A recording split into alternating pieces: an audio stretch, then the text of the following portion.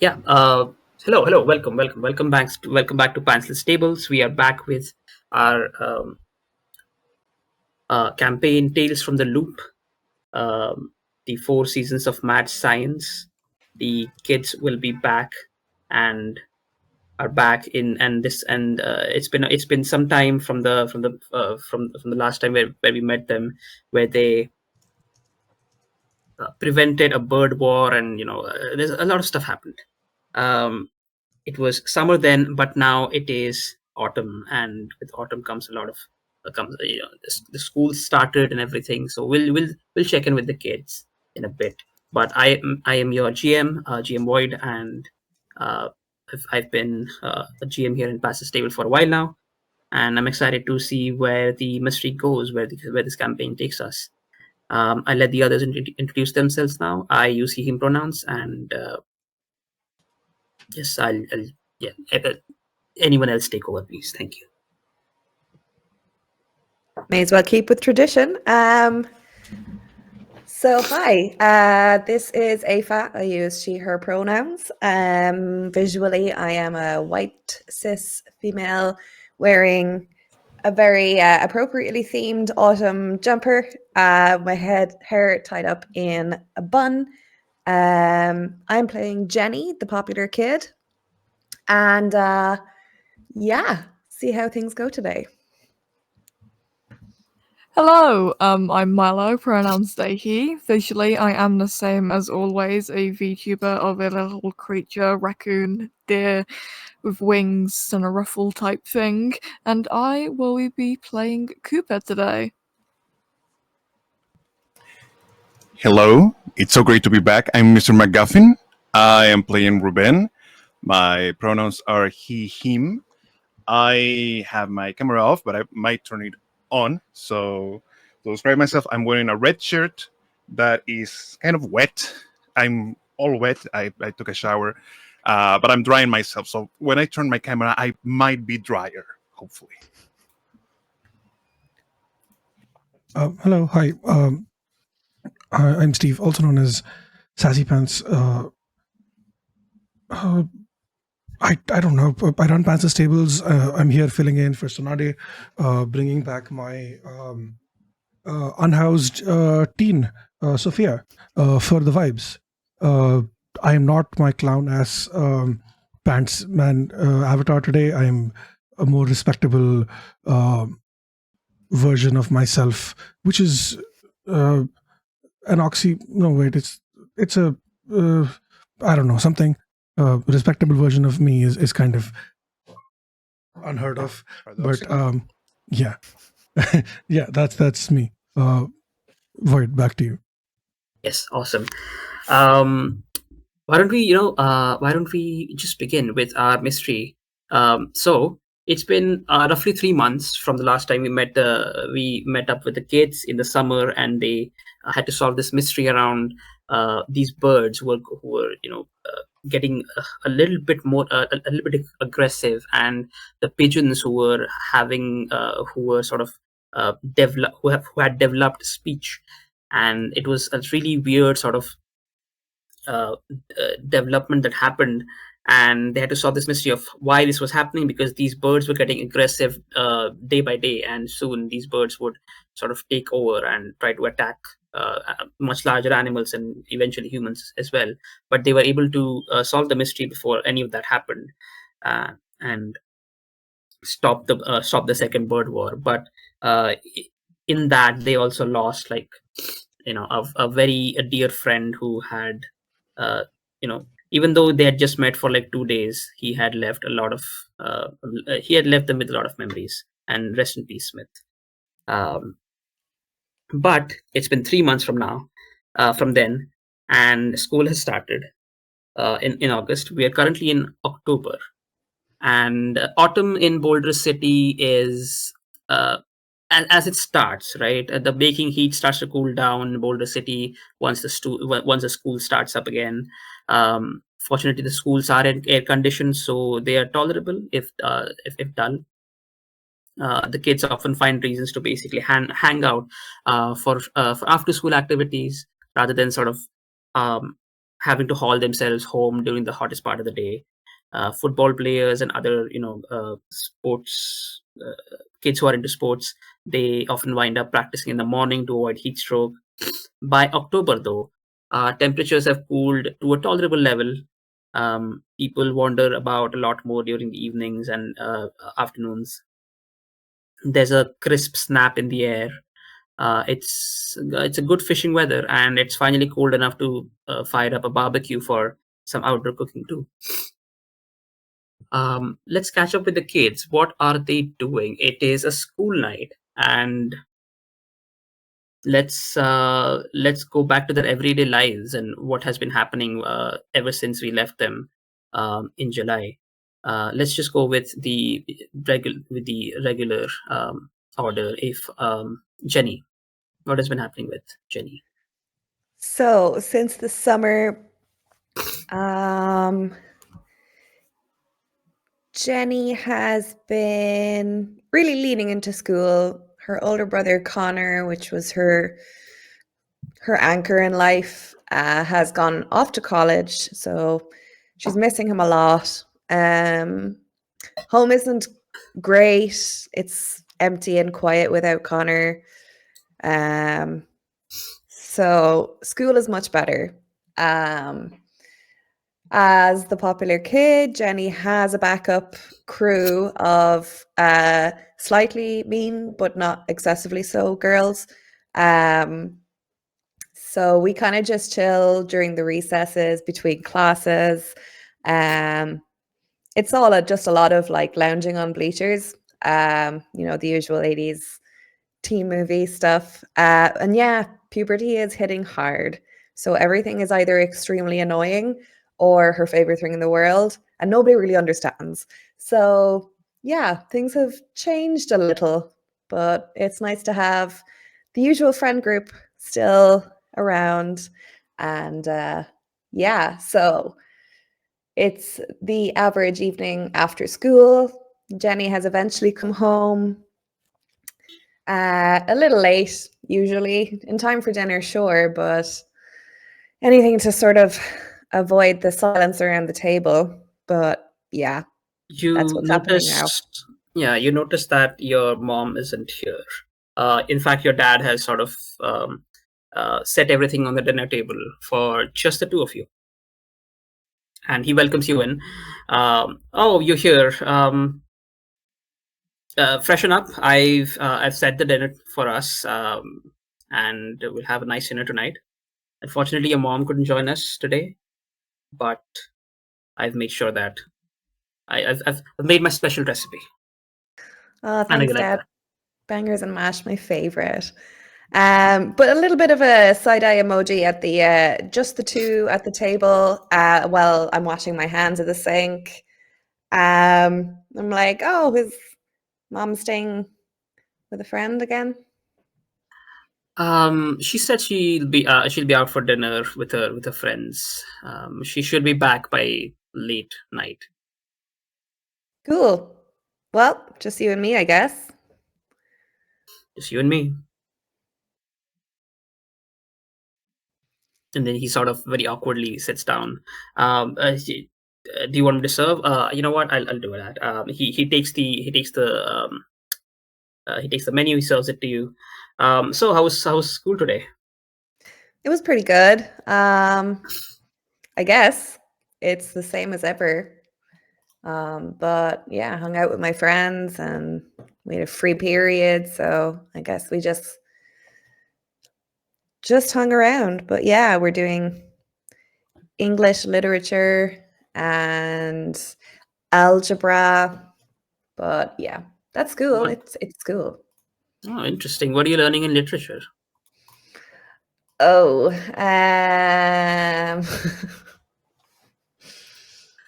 I listen. Geez, what Have do you I been do? paying attention? Shakespeare. Shakespeare. That's a safe one. Shakespeare. Yeah. Clearly it's not like my favorite subject, but yeah, we're looking at some Shakespeare, Romeo and Juliet. It's kind of cringe. Yeah. It's okay. I mean, whatever.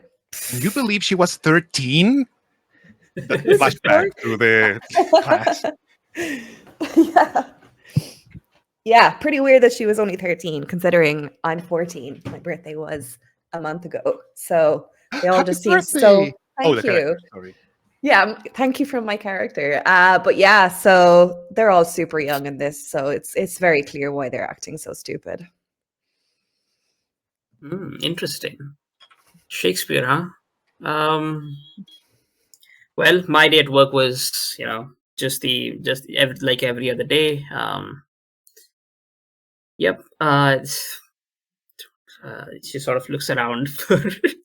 Oh, do you need some salt? Sure, thanks, Dad. Thanks so much.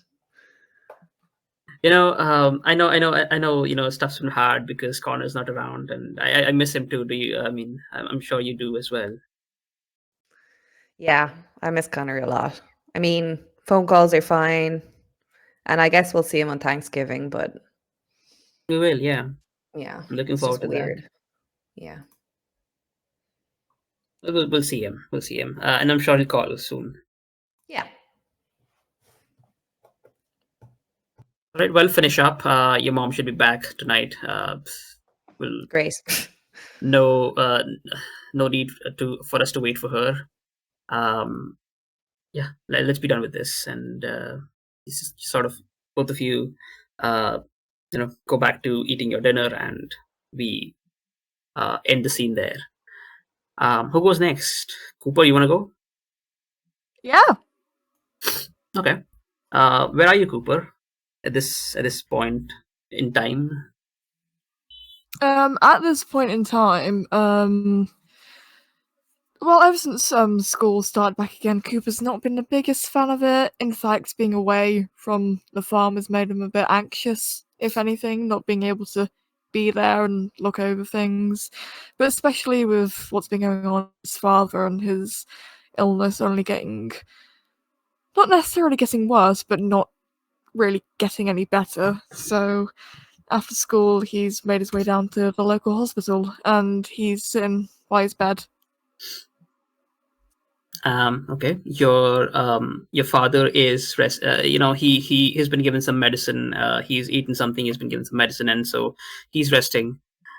So you just sitting there. Maybe what do you do, like, as you idly sort of sit there?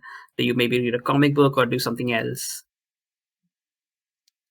Did like gaming systems exist in the 80s? Were Oh, like yeah. Game Boys a thing, or was that the 90s? No, I think the Game Boy Advance did come out in the 80s. I mean, Super Mario was a thing, so yeah. I don't. Okay, yeah, sure. Some version of Wait, a which early. year of the 80s are we in? In 87, I believe. No, 86 or 87. We're I should tiny know bit this. too early for Game Boy. Nintendo, Nintendo NES. It's too Yeah. early for Game Boy. It So is, we yeah, probably it have is a NES. Nintendo. It is NES. Yeah, It's it an is NES. alternate. NES It's an then. alternate or reality. We a, can do what we want. or an Atari if your parents were like. We're in an alternate universe where the Game Boy was created 5 years earlier, guys. Don't worry. It was created Exactly. in the loop. Yeah. Oh, yeah. Look at the loop they made to the Game Boy. Maybe there was a time traveler who came in and said, "Oh, you know what? There's this really cool thing," and someone else made it. Just stole all the profits off Nintendo. Hell yeah. Yeah. Maybe it was Sony. Who knows? Yeah, sure. He's got a Sony branded Game Boy. He's just putting it on that. And maybe he's like he's playing. Okay, you know what? It's fine. So he is he's playing some games, and he's sort of chilling and getting some time as he's waiting for his mom to come back and sort of. So what happens is you wait there for a while, and then your mom sort of very in a hurry comes in, and she has like a sort of a big bag of like things with her. Oh, I'm so sorry. It's been a long day. Are you okay? Is everything all right? Is he fine? How's he doing? Yeah, he's eating, he's resting, he just looks. I mean, you can see for yourself. He looks fine. I don't really know. He's not said much. She just sort of takes a long breath and looks towards your dad. Just sort of her eyes sort of linger on him for a bit, and then she turns her attention towards you. I'm so sorry. She puts down the bag of like a lot of things that she has. She takes a chair and sits beside you, and she sort of, how have you been doing? And all of this it must be really rough for you. You should be out there hanging out with your friends, and I'm so sorry. Alright, I'll see him again soon, surely. You can't keep me in a hospital forever. Can't keep him in a hospital forever either. I mean, right? Yeah, that's true. He'll be back with us. They're saying that he has to stay here for another week just to get his strength back, and after that we should be able to get him home. So I'm It's in charge just of everything for a week again. you are, and you know what? It's fine. You're more than capable of handling it. Besides, we also have Stacy helping out with the farm, so you know we'll be okay. It's just another week. Just another week. Okay, why don't you go back? Have a good night's sleep. It's school night, so you should be get up early tomorrow. I'll be back as soon as I can tomorrow morning, and I'll make you breakfast, and then you should head back to school. Make sure you do your homework. I don't want your English teacher to call again. Yeah. I'll be fine. All right, I just off you go. Come on. he goes towards the door. He kind of like waits for a moment, kind of considers like going no, but like getting all argumentative, but just decides it's not worth it and starts walking home. All right, we'll end this thing there. Ruben, where has Ruben been? He missed a lot of what previously happened.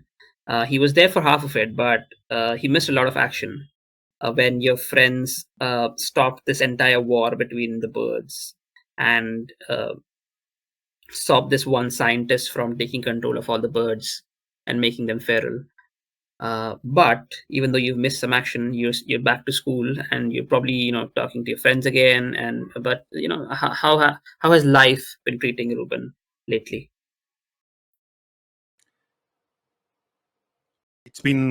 I would say it's been rough for Ruben. Oh, this is a very deep voice for Ruben. Oh, it's been rough. His voice is changing. Oh, my voice is changing. He feels very lonely now that his brother went with Connor to uni. So missing Salvador, missing his friends. He couldn't be. Was there a reason why he couldn't be with the rest of you during the bird war? I think you did sort of get injured, right? So I think we had that sort of as an excuse for you to stay home. Yeah. Because so I was injured. I was not having a great time. Yeah. Maybe caught the bird flu or something. But now I'm better. But yeah, losing Salvador, losing his brother, and now being home alone after school. I wish I had a parent or a brother I could talk about having algebra classes at 13, I guess, and reading Shakespeare, but I have no one to talk to. So there's no one Unfortunately, it's a lonely night as well because both of your parents are working. They said that they're working on this really important project, and they will be out late today, like working, and they'll be in to like very late at night. So they said that you should probably get some takeout for yourself and uh, you know We don't do have your money for homework. takeout. They probably left me like some sausages defrosting on the sink, and I put them on the microwave. Just pop, pop, pop.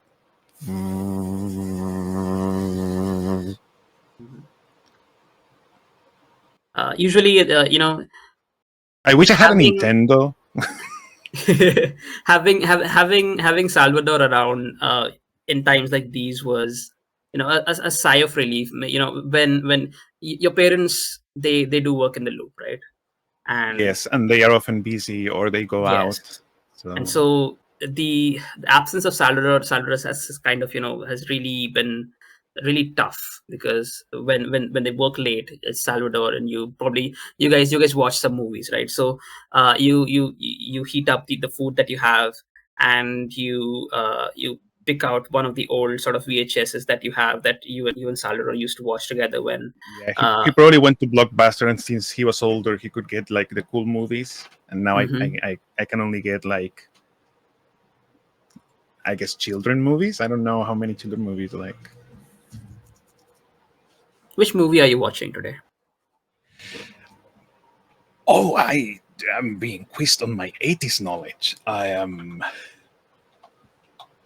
You know what? I guess I'm watching the Dungeons and Dragons cartoon show or something like that. Oh yeah, maybe you recorded it and you're just running Yeah. the older episodes. Okay, awesome.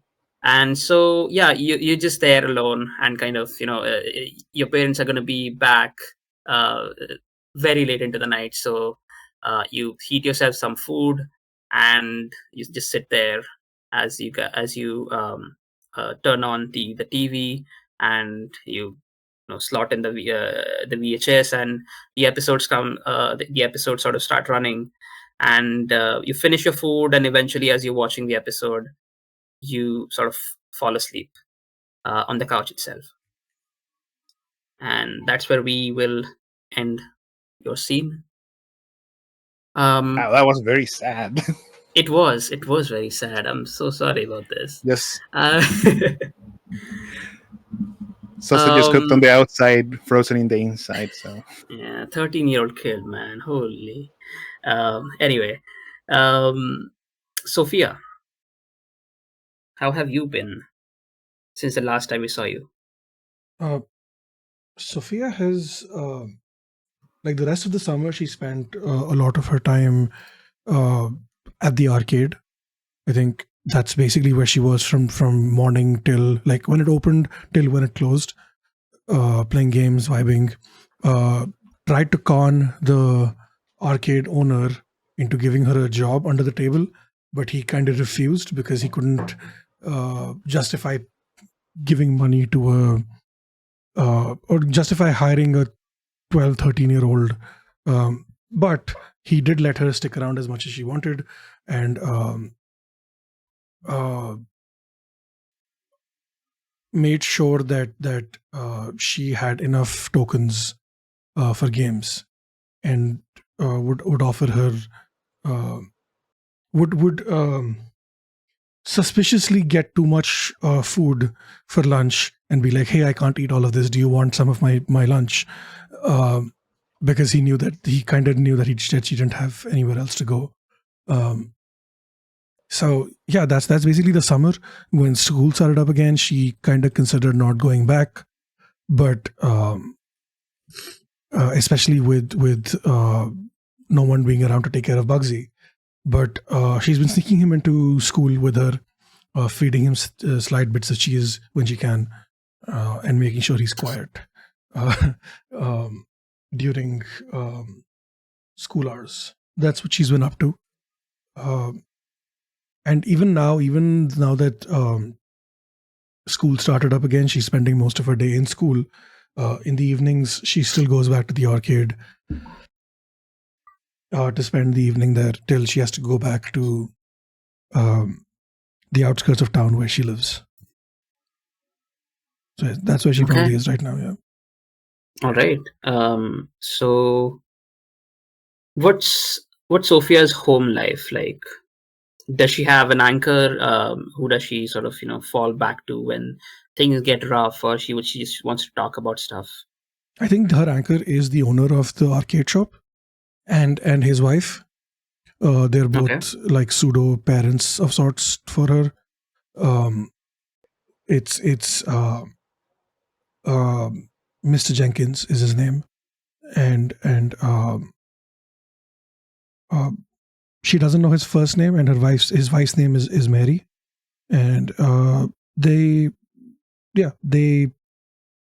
are his anchors, I guess, or one of them is his anchor. Yeah. Okay. Cool. So home life is very dysregulated. She lives in this rundown house at the outskirts of town. Doesn't really have any family. Her parents were part of the loop, or like are part of the loop. She doesn't really know. Hasn't seen her dad in a while, and this used to be the home. This is the home she grew up in, but her dad hasn't been back for a while.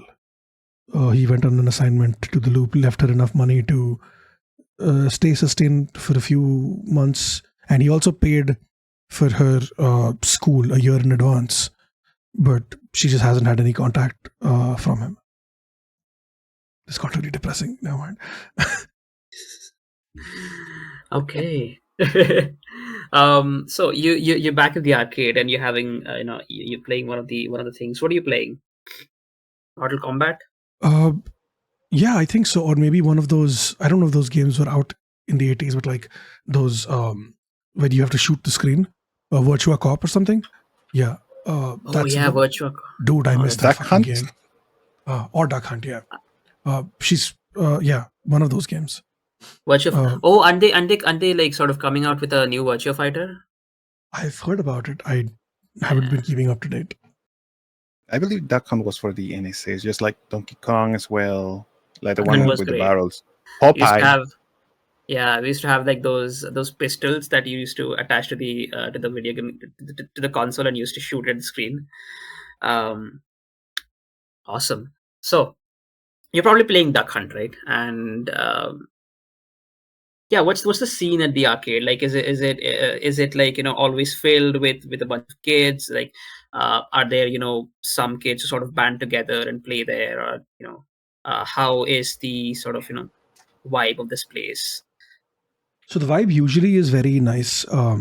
Like right after school, like the first couple of hours after school lets out, there's a lot of kids here playing, having fun, hosting parties, stuff like that. But then as it gets closer and closer to dinner time, it starts to empty out because kids start to go home. Even Mr. Jenkins is about to close up shop to go get dinner with his wife.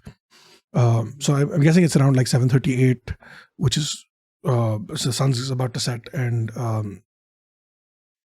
the arcade's about to shut down. Mr. Jenkins sort of you're really sort of busy playing with playing playing Duck Hunt, and as you realize that the lights are coming, the lights are going off, and you hear Mr. Jenkins, Sophia, it's time to close. Already? Can I finish this game? I'm very close to a new high score. Sophia, you come here every day. You can do it tomorrow. Fine, you're right. I have a dinner planned with my wife. I'm gonna make something special for her. Ooh, what are you making? I've been learning her mom's recipe, so I want to surprise her with that. Nice, very smooth, Mr. Jenkins. I think she will like that very much. Okay, I won't keep you then. You should go. And she sighs and puts down the gun, watches as the timer runs out. So close, but we'll get it next time. And as you see the high scores flash, all of them are basically Sophia, except for like one at the bottom, which is someone else. Before that high score flashes, you see that that dog sort of come out of the bush, and he's like laughing at you as he goes back down. You hate that dog. I hate him. Yeah. But yes, as the high scores flash, it's all like there's like 10 slots, and all of the 10 slots are Sophia, and there's like this one kid who who's also around for a long time, and sometimes he stays and sometimes he doesn't. But yeah, he hasn't really been around for a while. But yeah, you're not quite sure where he's gone lately. But as the as the arcade closes, Mr. Jenkins one last time. Well, Sophia, I'll see you around tomorrow, I guess. Yeah, you know me. I'll be here as Oh, soon by as the you want way, to. we're gonna hold like a tournament of some sort. Do you? I don't know. Maybe you want to volunteer, or do you want to like participate? Just let me know, because I've been thinking of sort of hosting a tournament and sort of throwing like a big thing, just to it's just good for the business. Oh yeah, definitely. I think that's a very good idea. I would love to help organize, or even play, be a host, whatever you need me to do. I'm game. Yeah, I have a rough idea for it. Well, we'll talk about it tomorrow. Yeah. I'll have a much more concrete plan by then. That works. I hope you have a good time on your date. And she just waves at him, and she rushes out. Mhm. And as she leaves, she's going to reach into her pocket, pull out Bugsy, and be like, "All right, Bugsy, still have a few hours before we need to get back. What are we doing today?" And she just looks at him, expecting him to like, answer.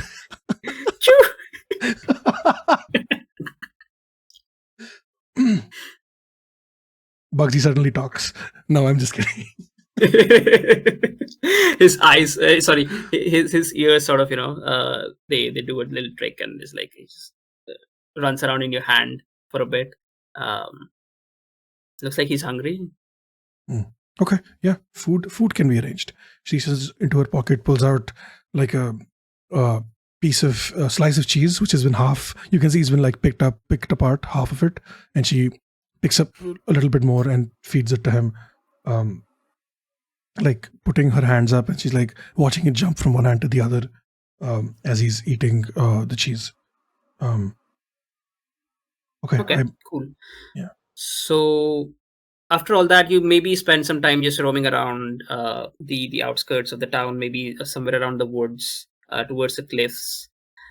Just killing some time, and it's getting late. It's getting really late, and the sun has gone down. It's dark outside, and you probably think to yourself, you know what, it's time to just go back home and get a night's rest. As you are going back to your house, just at the corner of the eye, you see like two people, a man and a woman, sort of wandering outside the road, like the road that you're sort of biking or walking on.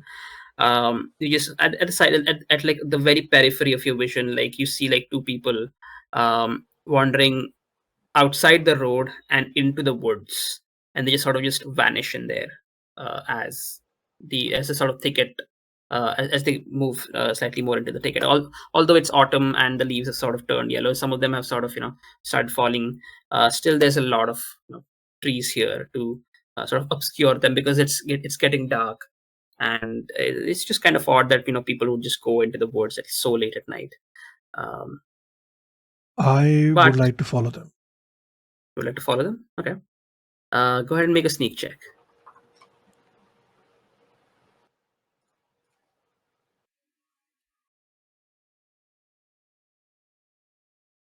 Are you kidding?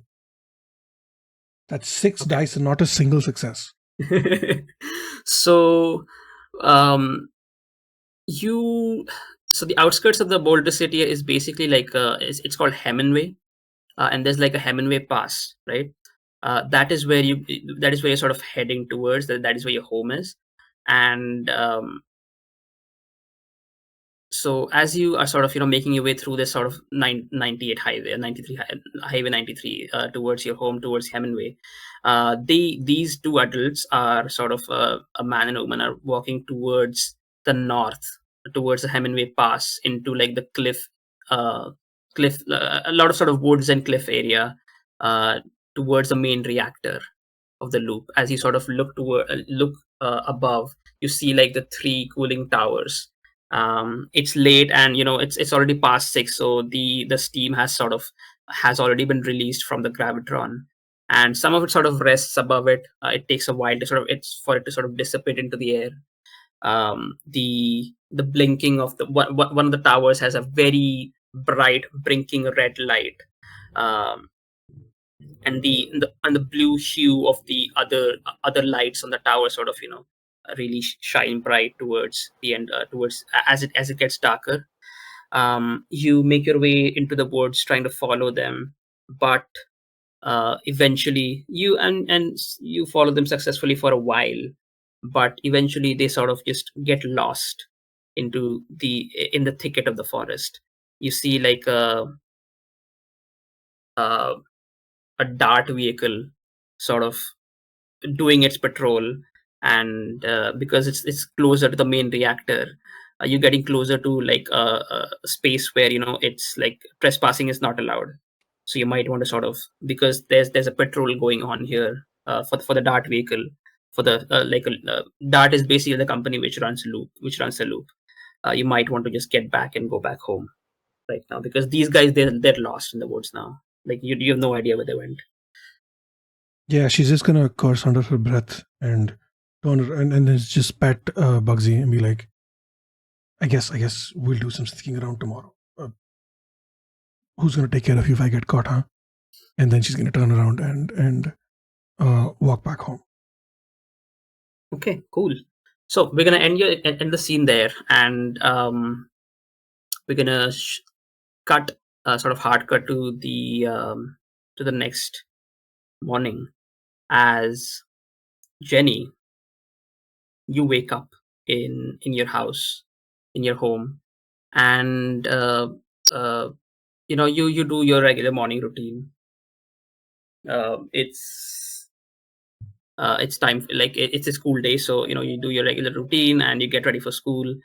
As you make your way to the living to the living hall, where to the living room of your home. You notice that your dad is sort of sleeping on the couch, and you also notice that your mom hasn't come back. She's not in. She's nowhere to be seen in the house. Great. Okay, so I'm gonna wake up my dad before I leave, because the couch is the worst place to sleep for your back. And yeah, hey, I slept on the couch again. I was waiting for your mom. Is she back? Is she in the bedroom? no, she didn't come back, Dad. Wait, what? Yeah, she's not here. He sort of just looks around. You see like some sort of like panic or some sort of nervousness sort of forming on his face, but he very quickly sort of gathers himself. I'll you know what, it's you make your way to you focus on school. You should leave.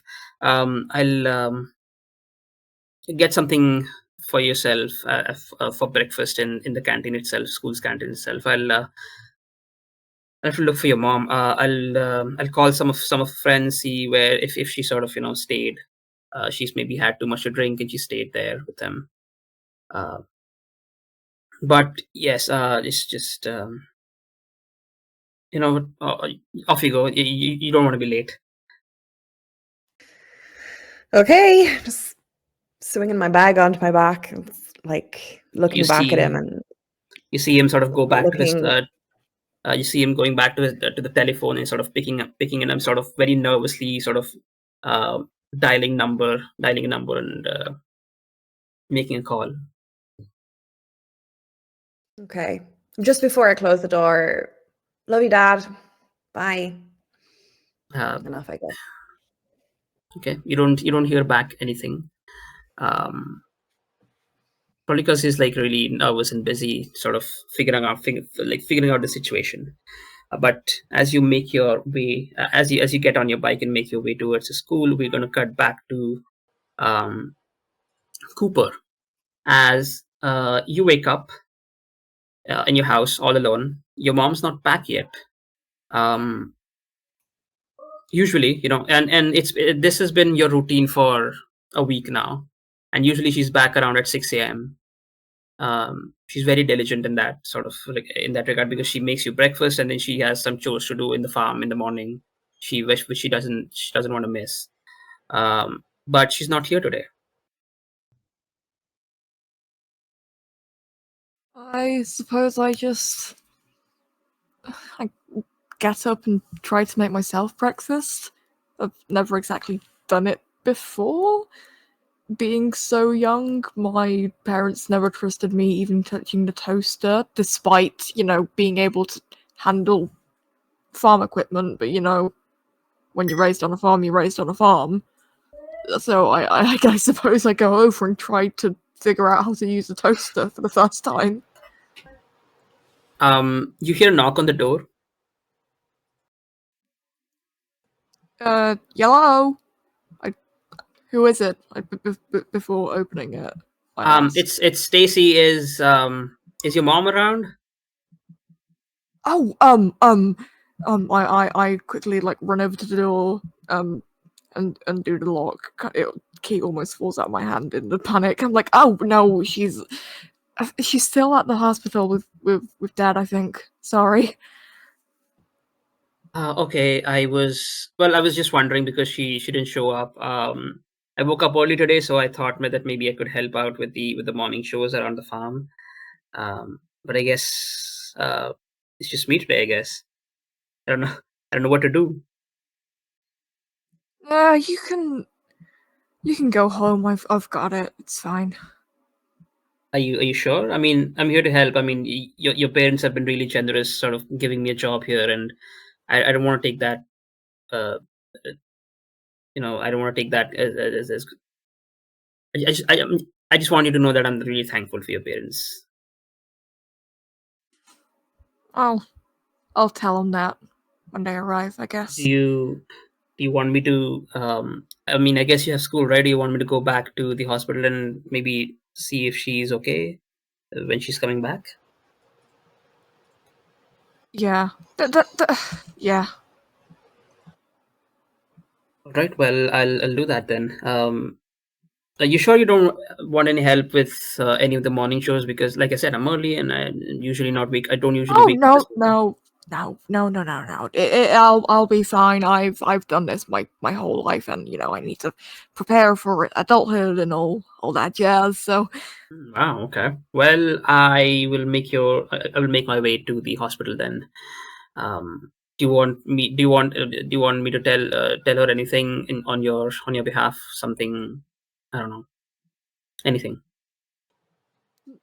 Pass a message. Other than where the fuck are you? Nothing much. No. All right. Well, I'll see you in the evening. I'll see you. Cool. Yeah. Cool. All right. She leaves. So, how's the rest of your morning, and do you sort of just make your way to the school? The rest of the morning is spent just very quickly, haphazardly, getting all the morning chores done, not doing them very well, so he has time to sneak off to school and see everyone. Mm-hmm. Cool. Ruben. Yes. You wake up. You're just asleep on the couch, and you wake up on the couch, and you see like the VCR has sort of stopped playing, and you see the static on the TV as it's still on. You very quickly sort of get up and turn off the VCR, the VHS, and you notice that your parents haven't come home yesterday. What time is it?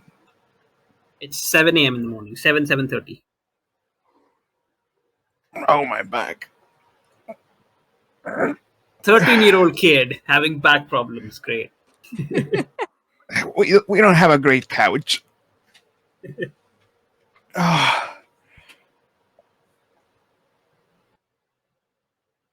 right, Yeah, that's I weird. mean, Yeah, it is. And it's sometimes your parents do sometimes stay over at work.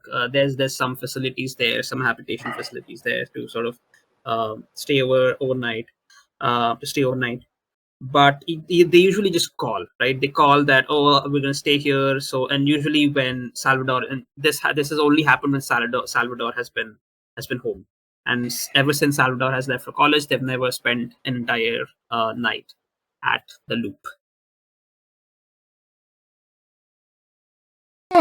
Maybe I didn't hear the phone. Oh, You I go need over to to the make phone. breakfast. There's probably an answering machine. There's like no messages on the answering machine.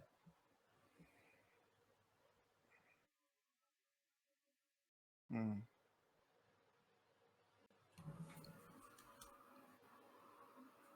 I mean, I don't know what to do. I try to make breakfast, and do I know? Do I have a number to the loop?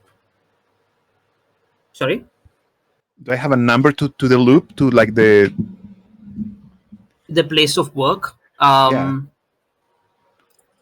Not exactly, but you can try to. I mean, they've given you like a contact number. the yellow page? Yes, which kind of you call a person, then they link it to that department. So you can try to call them. All right, I'll make myself some PB&J and call while I eat. Okay. Anything else before you leave for school? Do you try to call I the try loop? to call while I'm eating, and I'm calling them. Okay. As the phone rings, the person from the other side picks up. She says, "Hello, the Loop Support Services. How may I help you?" Give me a second. Excuse I me. need some milk. I think there's some disturbance at your end. Can you speak clearly, please, sir? Yes, sorry. I'm looking for my parents. Your parents. Who are they? Do they work here at the Loop? Yes. Which department? Can you tell me? Can you tell me their names? Yes, I can. And oh my god, I forgot my parents' names. No worries. I tell them my parents' name. Okay. Let me just check here, and you hear some clicking on like some sort of a keyboard. All right, if you can hold for like a couple of minutes, I should be able to get you aligned to their department. And a very sort of elevator music kind of music sort of comes on as she puts the call on hold. Um, and after like 30 seconds or something, 30 seconds to 45 seconds, you there's a click, and the music stops, and she comes back online, and she says, "Hey, your parents left yesterday. They've well, they left. It says here that they left at around 11:30 p.m. Oh. Um. Well. Have they not made it home?" No, but maybe they went somewhere else to spend the night. Maybe it was too late. Are you sure? Do you want me to call emergency services to let them know? I'll call in the afternoon to see if they want to work. Thank you. Okay. Happy to help. And the line sort of clicks, and it disconnects.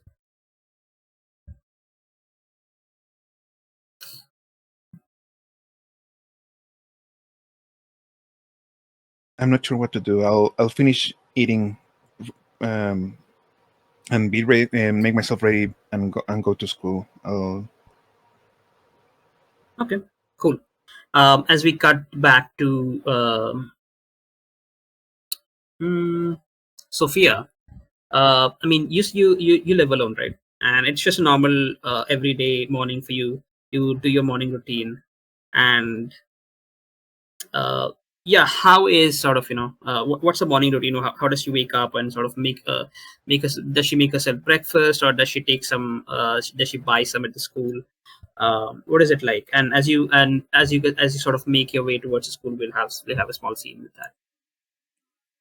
Okay, let's make it even more depressing. She wakes up Oh to her no! alarm on her own, makes her way downstairs, and sets the table for 3 people, even though she's the only one eating. Why? Why?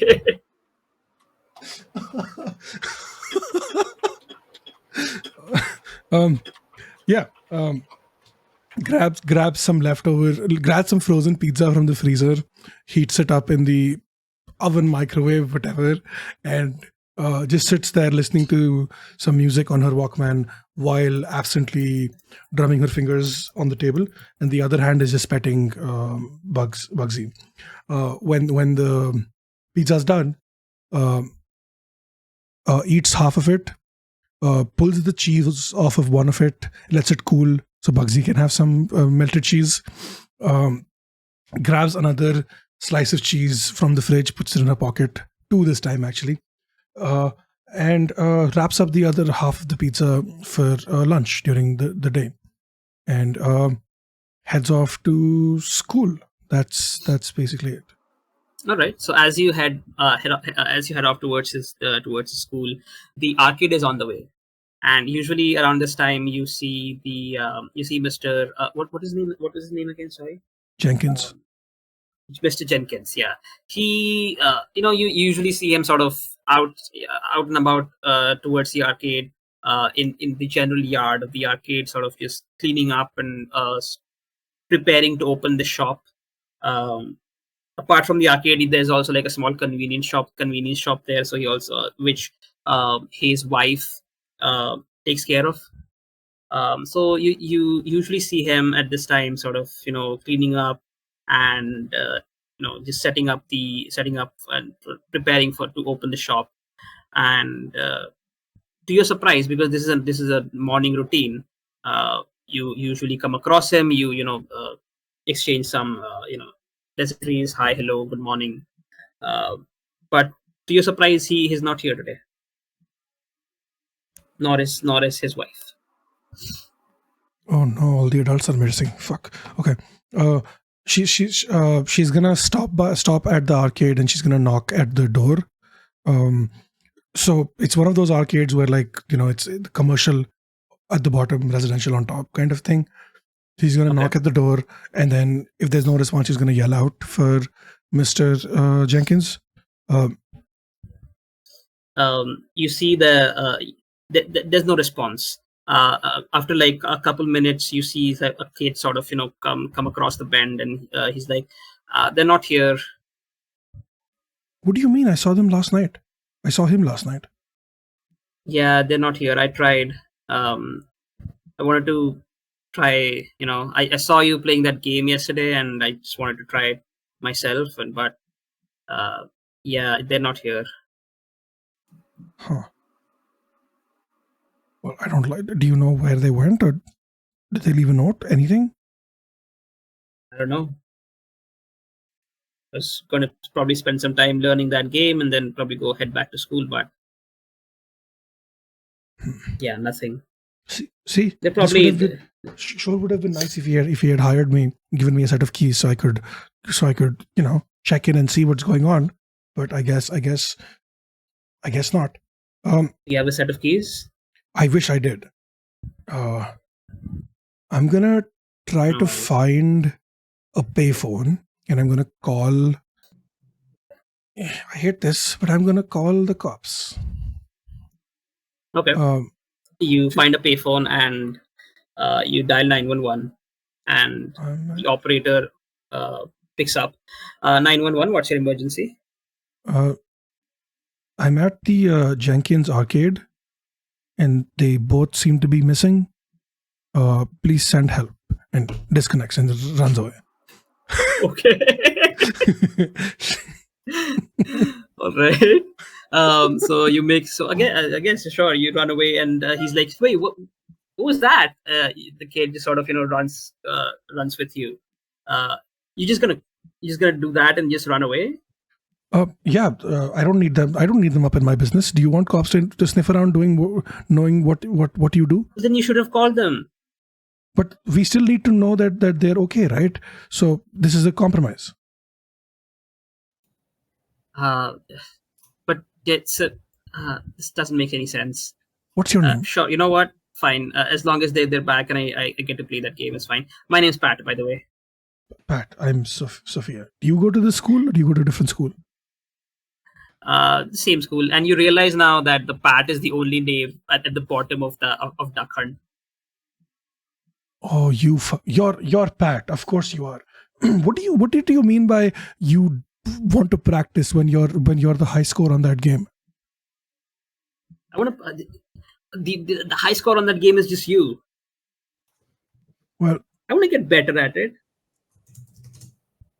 I mean, you can try, but I'm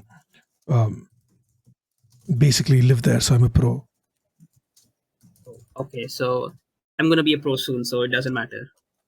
Yeah, maybe we'll see each other in the tournament that he's planning to organize and fight to the death. He's organizing a tournament? Oh, yeah. Mr. Jenkins mentioned so that cool. yesterday, that he wanted to organize like a game night or something, bring a bunch of people in. It'll be good for business and good to show off in front of people, This is so soon. I'm still not good at the game. Can you ask him to sort of postpone for for a month or something? I'll get better and then we can compete. I don't know when he's going to host it, so it could be this week, could be next month. When I see him, I'll see. Maybe I do want you to have a fair shot at winning, because what's the point if I just blow through the competition, right? So. All right, stop showing off. Fine. It's okay. You know what? Yes, fine. Let's just go back to school. I think it's getting late. Yeah, you're right. All right, you guys make your way to the school, and we're gonna take a break here. Be back in like 5 to 10 minutes, and then we'll see where all the adults are. We need to figure that out. Nice. Okay. Hello. Yeah, we're back. Okay. Hello everyone. We're back with our little kids from back in the 80s, and it seems that there is something strange going on today in the morning. All of the adults seem to be missing, and no one's quite sure what's happening. But I don't think sort of everything is sort of settled in yet of what the issue is right now. But we'll see what happens as we go back to the kids as they're heading towards school.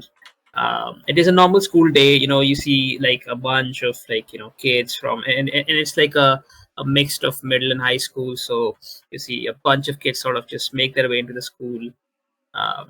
It's the usual school morning. Everyone's in the hallway, sort of taking out books from their lockers and sort of hanging around with their friends, stuff like that. You see a bunch of kids who are skateboarding just outside the school. Some of them are sort of towards the yard, there's like a small lawn area where there's a bunch of grass that's just sitting there and probably reading some books or something like that. Yeah, as you guys make your way to school, like describe to me how sort of how what's your first impression, not exactly the first impressions, but like what do you do in school as you enter in the morning? What do you do to sort of get ready for the rest of the day? And anything, just I think Cooper, yeah, you want to go first? As soon as I get to the outside of the school, I tend to beeline straight towards all the kids that are skateboarding, particularly like the older ones, and I just kind of bother them for a while, really. I just Okay. kind of bother them and ask if I can have a go on the skateboards and tell them to do a flip, do a flip, do a flip, do it, do a flip, do a flip. You can do a flip. Come on, Oh you're my on a gosh, skateboard, do a shut flip, up. do it. Yeah, sure, I'll do that. I don't know how to do a flip. I'm learning, all right? Yeah, do a bloody flip. Well, do you know how to do a flip? I'll learn how to do a flip and I'll show you a flip. Well, do it then. And he sort of tosses his skateboard towards you. Do it then. Do a flip. Come on, do a flip. Come on. Okay, watch me. I'm well sick at this. Make a move check, please. This is gonna go great. Let's roll that. Yeah, I don't think one success is enough to do a flip. I think one success is more than enough. So quite astonishingly, you do a really good flip, and they're like, "Whoa, holy shit, dude! Where did you learn to do that?" It's just in my blood, you know. I'm just cool like that. Is that what they teach in? You know what? It's fine. Can you teach me to do it? I mean, geez, I've never seen someone do a flip like that. You were about to say some shit again, weren't you? You know what? No, It's all I'm gonna go right. to class. You know I'm what? gonna go. No.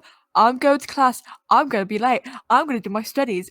I'm gonna learn Dude, come on. algebra. Bye. It's 15 minutes away. The classes are 15. It's come on. Yeah.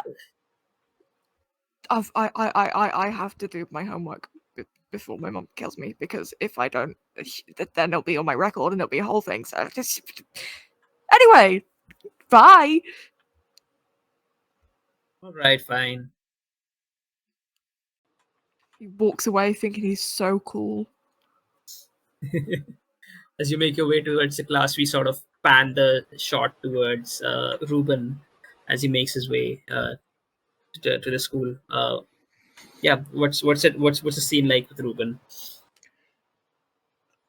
Ruben is probably not paying much attention to the autumn leaves and the trees, even though he really enjoys autumn. He's really concerned about his father and his mom, but I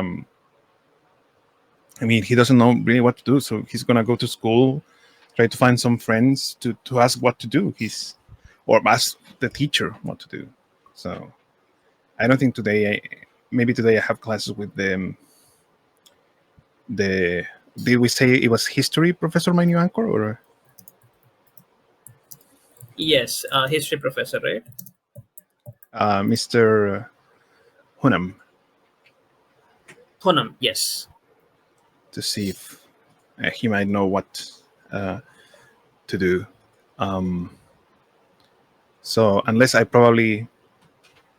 see either, I don't know, Cooper or Jenny, I don't know if I met Sophia. I don't think you did. Yeah, I'll probably try to find Cooper or someone or Mr. Wenham and talk about this. I'm really worried about my parents. Okay, cool.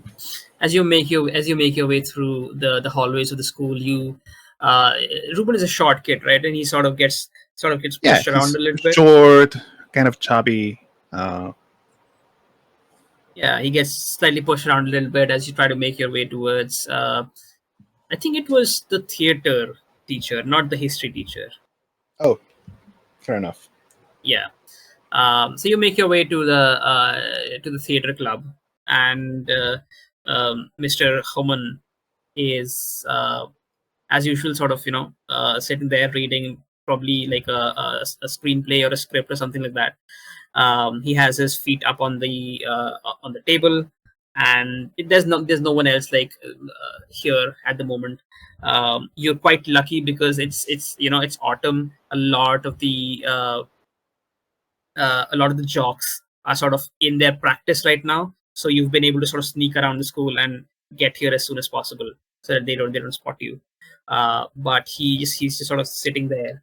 No one's here at the moment as he hears the doors open and he sort of turns his attention towards you. Ah, Ruben, how you been, my boy? Hi, Mr. Hunham. I've been doing fine. Well, not so much. Last night my parents didn't come home. Your parents didn't. Hold on. Didn't you say your parents worked at the Loop? Yes, both of them do. Maybe they just stayed. I've heard of people staying overnight at the Loop for if they're doing something, a big project or something like that. I know my brother My brother's wife, she's a scientist there. He sometimes, my brother complains a lot, but she used to stay there for some time overnight. Yeah, but I called and they say they left almost at midnight, but they left yesterday. Interesting. It's usually, it's time to, it's time for first period, and I've noticed some of the teachers haven't checked in. Usually it's, Miss, usually it's Miss Sally sort of running her mouth everywhere. I didn't see her today. You said you called your parents at the loop? They didn't. They left yesterday, and they didn't come back. Yeah, no, Do they haven't come you back. do you want me to call emergency services to maybe report?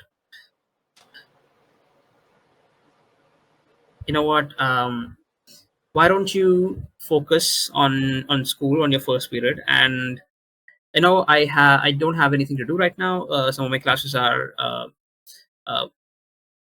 in an hour or two, and I can maybe look around, ask around, figure out what's going on. Thank you. If you know any, please let me know, Mr. Onam. I will. Hey, it's okay. Don't be scared. All right. I'm sure they're fine. They just probably forgot to let you know where they were. Maybe they stayed at someone's place because it was getting late. Usually, adults, when they're working late, they usually drink a lot, and when they drink, they just kind of want to. You drink, you just kind of want to sleep. Your eyes get really heavy. So maybe they stayed at someone else's place. I'll look around. I'll ask around. Thank you. I'll think about alcohol. Don't think about alcohol. No. You know, scared. I won't Think think about alcohol. no. Think about Elvis. The routine that I told you the other day. Think about that. Which routine, sir? We practiced. You All said you right, wanted I'll to. think about Elvis and his addictions then. I don't think that was the routine that we practiced, but let's just put addiction off the table, okay? And think about like a really good song from Elvis that you like, and we'll see if you can perform it here the next time you're here, okay? Oh, okay. And you see Ruben kind of like light up at that. All right. Now I believe it's time, and you hear the bell ringing for the for first period. So I believe it's time you should go, unless you want to be late. Oh, right. Thank you. Goodbye, Mr. Onam. All right, I'll ask around. Don't worry about it. And we're gonna cut back to Sophia as she sort of makes her way to the school. It's a bit late. You hear as you're entering the school, you hear the bell ring for the first period. What do you do? Like how's school for her? What does she do as she enters school? Uh, First thing, gonna rush to the bicycle lot to tie her bike or like lock her bike. Make sure everything is spick and span. Fixes up her coat or like her suit thing. Reaches into her pocket to pet Bugsy, and then rushes in, wrapping the coat. It's not cold yet, but she's starting to feel a little bit chilly. So she's wrapped the coat around her, and just runs in, waving to the security guard outside, or like whoever's outside ushering the kids in, just waving to them, and rushing in, focused on the first class that she has. Probably math or something, or English. Okay, cool. Do you have anyone that you probably try to meet here? You're one of your friends, something like that, or do you just focus on school and that's it? Sophia is gonna try to make conversation with Pat, I guess. Just while they were making their way to school, trying to get to know him better, trying to she's trying to make friends, but she's trying not to be obvious about it. That's the vibe. Okay, cool. And but just yeah. Yeah, the hallways are empty because the first period has started, and everyone has sort of gone to their respective classes. As you make your way to your own class, everyone's seated. The teacher's here.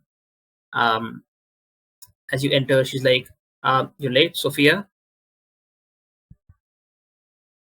Sorry, I had a flat tire. I had to fix my bicycle. What happened again? One of the kids sort of he's like slightly towards the back end of the classroom, and he sort of just says, you're not quite sure where the voice is coming from, but you probably know who it is.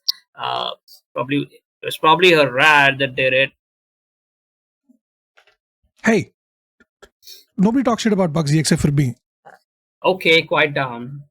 Whoever that was rude. But we're not here to discuss any of that. You're late.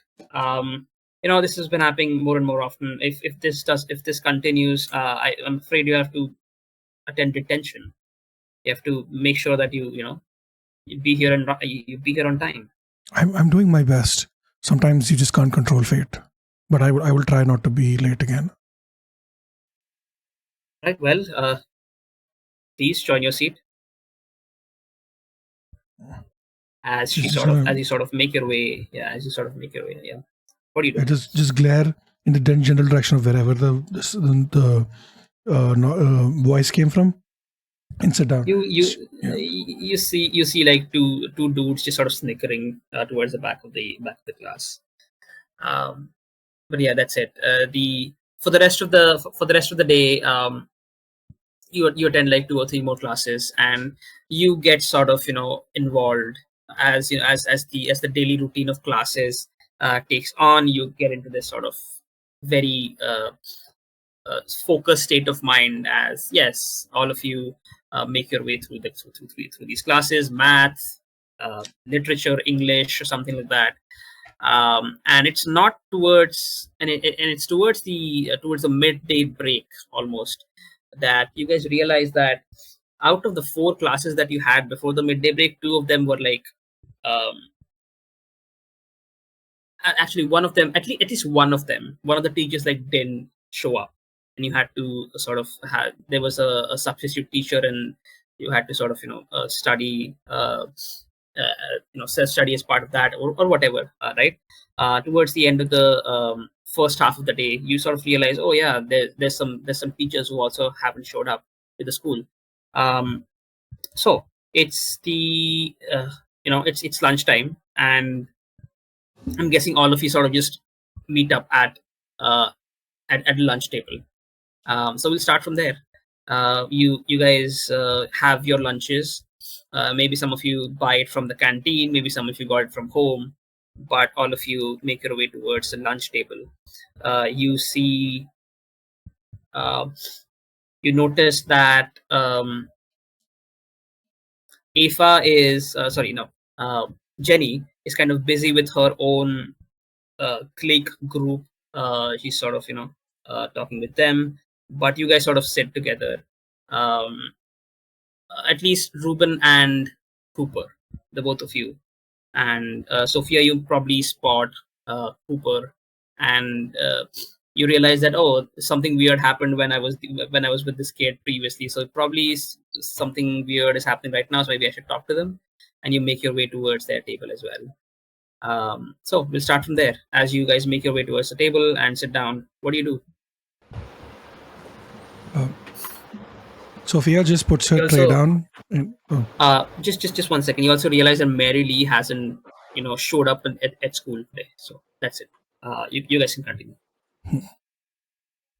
Merrily skipping school. That's a big surprise. She's gonna put her tray down in front of Ruben and Cooper. Look at Cooper, smile, hey farm boy, and then just sit down, turning the chair around. So like the back of the chair is facing the table, and pulls out her pizza and then takes a bite. Do you guys want some pizza? Hey, rat girl. Yeah, go on. Rat girl. reaches And out yes, his I hand. do want pizza. Hi, nice to meet you. You know, you must be the. Shit, you've never met her. Ruben, No. this is a weird rat girl who She have a seems name, pretty you human know. to me. bird thing. What do you mean, rat girl? She's a human, as far as and I try to look at her teeth. Oh no, you don't know. I can turn into a rat at night when it's a full moon. I'm a were rat. Oh, a were rat girl. Yep. I've seen weirder stuff, so yeah. Yeah, I heard you were involved with the whole bird thing. Yeah. Yes. What is it now? You found some more birds, or No, the opposite actually. The opposite of finding things, I guess. There's a Mr. Jenkins over at the arcade. I I usually go by the arcade when I have to when I have to come to school. Like I cycle past it, and he wasn't there, and his wife wasn't there. Mary wasn't there, and a couple of teachers were missing for classes today. I don't know what's going on. It seems weird. And you. She looks at Cooper. You're kind of the king of weird, so I figured you wouldn't have an idea what's going on. hey, I meant that as a compliment. you're the one with a rat in your pocket. Shh! Ixnay on the at tray. Your Majesty, your rattiness. My parents also didn't come back last night, and I talked to Mr. Hunam to see if he could help me. He's gonna call and see what's going on. But yeah, it's odd. What are y'all really that attached to your parents? Why aren't you happy? This is great. I mean, my mom didn't show up. You know, I mean, this morning when she said she they would. usually And leave. I had a great time. They usually leave food. So I miss the food. I don't want That's to eat why just frozen sausages for the rest of my life. That's why you get a farm and you live on a farm your whole life. The ground makes it for you. It's great. But you have to wait for it to grow, though. He just kind of he has no comeback. He just blinks at you. Yeah. Besides, frozen food is not that bad. So I mean, when you cook it right, I really don't know how to cook or defrost. I think I mess with the microwave, and I don't know what to do now. I mean, if you need pointers, I can help with. You'll live. You're smart. You're a smart fella.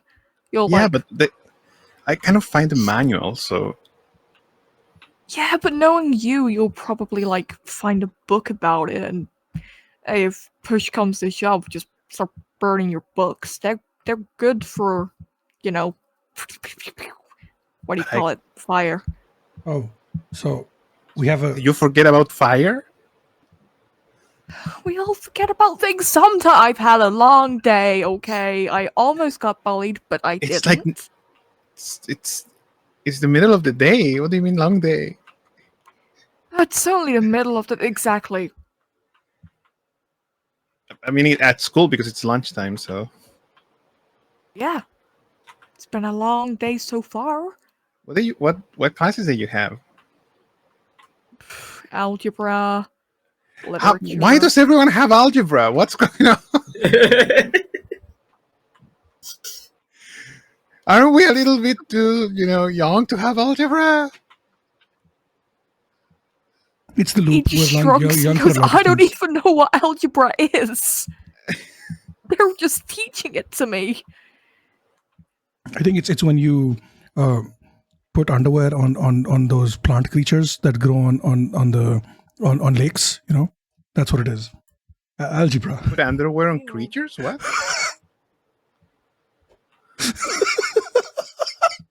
You never put underwear on a creature? No. Not that I remember. Oh, you've got some growing up to do. How old are you again? I'm 13. God, you're older than me. Oh, you're not gonna live in this outside world. You're gonna die by yourself. No wonder your micro's broken. Is it a living requirement to put underwear on creatures? It's a good skill to have. Okay, He let's talk- looks over How at do you- Sophia, which kind of realizes he creatures? doesn't know what he's talking about either. Sophie, what the fuck are you on about? Like the birds had wars, but they didn't have underwear. How do you know? They had just feathers. And how do you know there was no underwear under the feathers? I mean, I wasn't looking that much, but I held Exactly. one in my arm. I mean- held one, and it Ruben, didn't seem to have pervert. any. What? No. Why? It's a bird. I'm not into Ruben! birds. Ruben! Why pervert? This not. That was. I just. This is hilarious. All right. I will. But they didn't have any underwear. So That's we the whole make point. You're not underwear for supposed- birds. Again, how did you know? How would you know? We were close to the birds. We held the birds. It was very clear they didn't have any underwear. I didn't look at the bird's underside. They don't did. have any. Okay, look. Let's say they have underwear. How they will evacuate from their cloaca? They take have it no off. thumbs. How? They have no They thumbs. just They shake have it no off, hands. you know? Shake it, and how they will put them back on then? You Wings. they grab them with their feet, they fly up in the air, toss the underwear up, go upside down, let the underwear fall, and that's how they wear it. How would it be held by their tail over their cloaca? I don't Strong know. tails. Yeah, they probably have they probably do a lot of Pilates and have a really strong core. Yeah, they are flying all the time. So. Yeah. But it's not. If it's not a thing if they have a strong core or not. Is if they can put underwear over their tail so they can cover their cloaca. Okay, let's stop you saying cloaca. Okay, can we talk about the missing? Cloaca? What's a No, cloaca? Whatever that. So- no, And please. what if you tell me what a cloaca is? God damn it. So a cloaca is so. Do you know? Okay, so when you go to the bathroom, right? Uh-huh. You pee from one side, and you poo from the other. Yes. They don't have that. They have only one hole. That's I'm sorry. Wait, how did we get here? I don't know how much of this can our parents go are on missing and we're stream. talking about cloacas. I don't know how much this can go on stream. But it's true. You can look it up. They only have one hole. He folds his arms and goes, "I'm not looking at birds' undersides. I know mean, you're Cooper, so don't into you have that." like chickens? Yeah, they lay eggs. Yeah. Do they pee? Maybe. I No, haven't they seen it. don't. No, they don't pee How do you know? because they have cloacas. Uh-huh. You keep saying that. Cloacas? Yeah. They have that, and they only have one hole. The same hole they put eggs in. Though, why do you think eggs come dirty? Because there's mud. No, there is. You have mud in your chicken coop. How? You should clean Because that. there's mud and it's the free range. You gotta give him a good life. But free range. But that's not the coup, is it? Okay. There's the grass. Let's bring it back to our parents missing, adults missing. Fine. I We don't can want to argue think about this that. later. Yeah. I don't know what to do. Like, what if they left? I hope they I didn't leave. don't think they would just leave you, surely. You don't know them. I mean, you're annoying, but you're not. You don't that even know about annoying. cloacas. Cloacas. I don't know how to pronounce that. Why would they want to stay around a child that knows a lot about cloacas? Okay, Is this that just got all really you sad. talk about? No, but it's the kind of thing I talk about, I guess.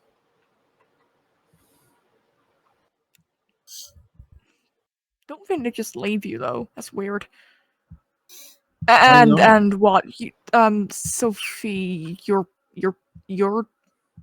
are they your parents, or are you just kind of,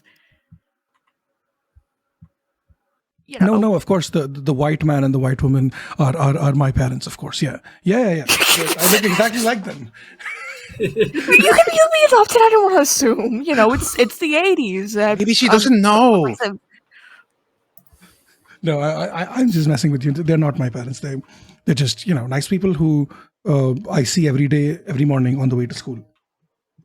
Then they run the arcade, which is a really nice place to hang out. Yeah. So what's up with them? I don't know. They were missing apparently. There was a kid there. He said that he tried looking for them too, and they weren't there. And then her voice drops like a whole octave. And she's like, I had to call the cops to check in on them, and I absolutely hate myself for it. Yeah, I know. Oh, I'm sorry. Yeah. But I ran away before they could ask for my name or anything else. I was like, they're missing, come help, and I hung up. So Oh, great. So we know nothing. Clearly. Can one of you, or rather, can Sophia? Can you roll comprehend, please? sure, let me comprehend all of these languages. How many languages? What are you talking about? I'm just making a D&D joke. Oh. Nope, that's a 0 on 5 fucking dice. Again. Ooh. Yeah, you're not blessed by the dice today. Mm-hmm. I'm gonna say you still kind of remember something weird from yesterday. Oh, those two people. Oh, shit. Yeah. I love how even Steve forgot. You guys. So I just remembered yesterday. On my way back, right around like 8:30, 9ish, the sun was setting. It was dark, and I saw two people walking over in the woods, walking into the woods, and I tried to follow them, and they kind of went all the way to that old facility where all the guards are, and I didn't want to go any further because I was worried, But that's where I tracked. Because I you're a followed pussy. them. I was worried about Bugsy's safety, really. So, but we could go check that place out after school. See if there's any answers there. I don't know. Or we could go check that place out now. What? Skip school? I mean, come on. The only classes any of us have all day is literature and algebra, because that's all we can think of. Numbers and Shakespeare. What That's do- it. That's all we study. What did kids learn in the 80s? Oh, there's numbers and words. Yeah. No history whatsoever. That's Yeah, No a- none of that, biology, nor science. None of that Wouldn't good you? No, nerdy stuff. I've realized. Wouldn't you have known about Klakoas if you had a biology like us? They never do this in India, but I've heard that in America or like Western Do you open countries. frogs? Do you cut up frogs? Yeah. I've never cut up a frog, but we ask like in the butchers for like kidneys and hearts of cows and eyes of cows and stuff like that, or pigs. But we never like kill frogs that were alive on a table. Do they do that? I don't know if they do that. We should. And they and those frogs like already dead. That is so. I don't know. I think they're alive. They just put Oh, them they're down. definitely already dead. No no way that they make kids kill frogs. Yeah. No, they right? do, because they can see how it beats the heart from what I've Jesus seen in Christ. movies. So What movies have you been seeing? Jesus Christ! but I mean, I don't know. Let's if any one of you know if they kill live frogs, please let us know in the comments. Get to the comments. Get in the And leave comments. your best, Chat. leave Do your the best chat, chat. cloaca Have you killed any frogs? The frogs you were have a kid. cloacas, chat. 13-year-old. But anyway, let's get back to it. You know, where were we? Skipping class. I don't want to skip class. That's why you don't know about cloacas. You skip biology. Okay, That so actually I makes guess we'll sense. just have to wonder where your parents are for the rest of your life. Come on, Sophia, let's go. Okay, that convinces Ruben, and he will join them. Fuck it. Sure. Let's go. Oh my god, so many bad words. Who is this girl? Mm, Yeah, she's cool, isn't she? I don't know. Is she? The coolest, Too yeah. many cuss words. Oh no, is you can say cloaca, but you can't say shit fuck. Yeah. I can say cloaca, but I cannot say the S word or the F word. How about the B word or the C word or the Z word? What's the C word? What's the Z word? What's the I Z don't know. word? I'm just making shit up. The W word. The Z words are obviously zoinks. Zoe. Soink. Welcome to the 80s with zoinks. So, The you G guys decide word. to skip Groovy. school. So what happens is basically it's still lunchtime, and maybe you try to look for Ruben. Let's just say that you try to look for Mr. Humman. Humman, that was his name, right? Yeah, Human, Mr. Hunnam. Hunnam. Sorry, Oh. Mr. Hunnam. You realize that He's three now of you disappeared as well. yes. So the three of you, you're like, oh, maybe you know what? We should probably check on Mr. Hanam. You go back to his classroom, and you realize that he's not there. Um, and then all of you are like, you know what? It's time to maybe we should really skip school and see what the fuck is going on. So we're gonna cut in. We're gonna cut as you guys are sort of trying to sneak out of school as the bell rings for the lunch break to be over. I need all of you to make a sneak check.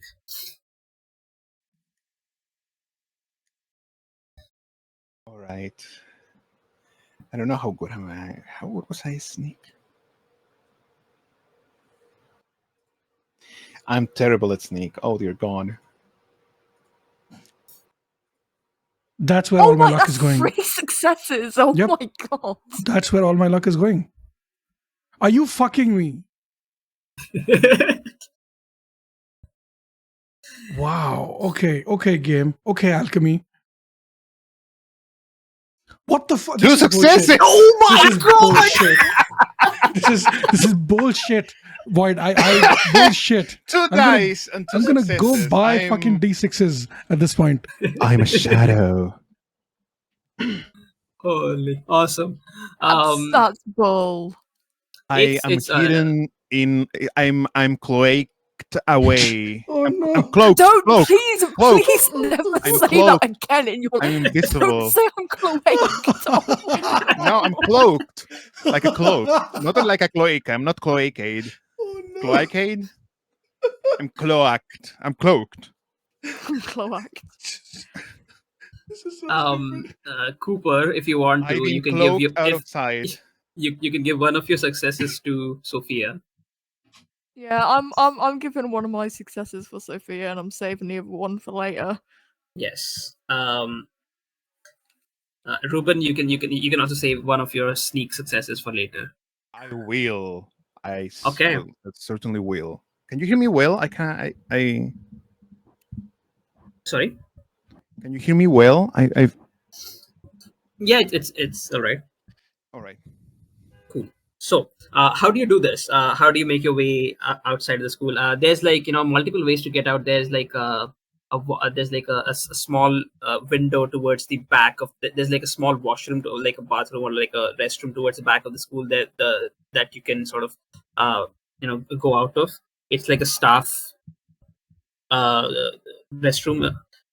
There's this small window there. You can open that up, and you can just sort of climb out of it and get around the school towards the parking lot where all the bikes are kept, and very sneakily sort of get your bikes and get out of school without being spotted by the guard outside. Um, but you also realize that the guard is missing as you guys make your way towards outside of the school. So as you guys are on your bikes, Sophia, you realize that it was somewhere around the Hemingway Park. So somewhere around the Hemingway pass that you saw these two people sort of just very as you try to remember you try to remember what exactly happened yesterday, but it was so dark and you couldn't see their faces. So you certainly remember that it was somewhere around Hemingway Pass that you sort of lost them. So you're making your way there, and we're gonna cut to this place as you make your way towards the exact place where you spotted them getting out of the road and heading into the woods. As you guys head there, it's midday and the air is slightly chill. There is a small there's a very sort of soft breeze in the air as you see some of the autumn leaves sort of fall off onto the ground, onto the road itself, as you sort of press your brakes and your bikes come to a stop. And you look towards the woods themselves as they sort of as they're shedding as they're shedding these leaves. It's a really nice view, but somewhere inside somewhere inside your minds, Sophia, and everyone else, to be honest, you're quite sort of like something is like going something really bad is happening. You feel like something's really sort of something's off. All of your parents sort of just well, not all, but some of your parents uh, sort of not being home, and it's really weird. And even though the sight of the forest is kind of inviting with all the autumn leaves and everything, there is maybe something sinister going on beyond that line of the forest itself. But yeah, you're standing in front of it. What do you do? So this is the Hamana Pass, whatever place. This is what it is. It's here is where I last saw them, and I don't know. This place gives me weird vibes. But if you guys want to go check it out, I'm game.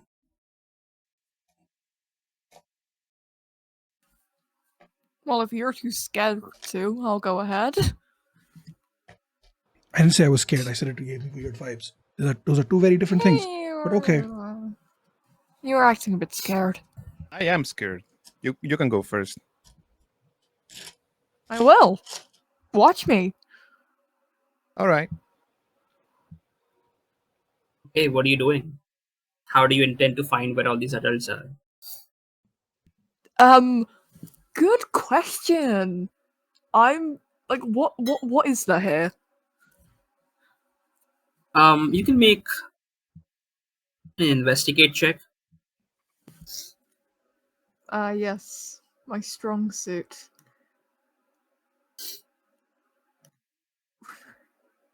My dice pool is 1 for investigate. Oh my god. Oh Yeah, no! no, that doesn't do anything.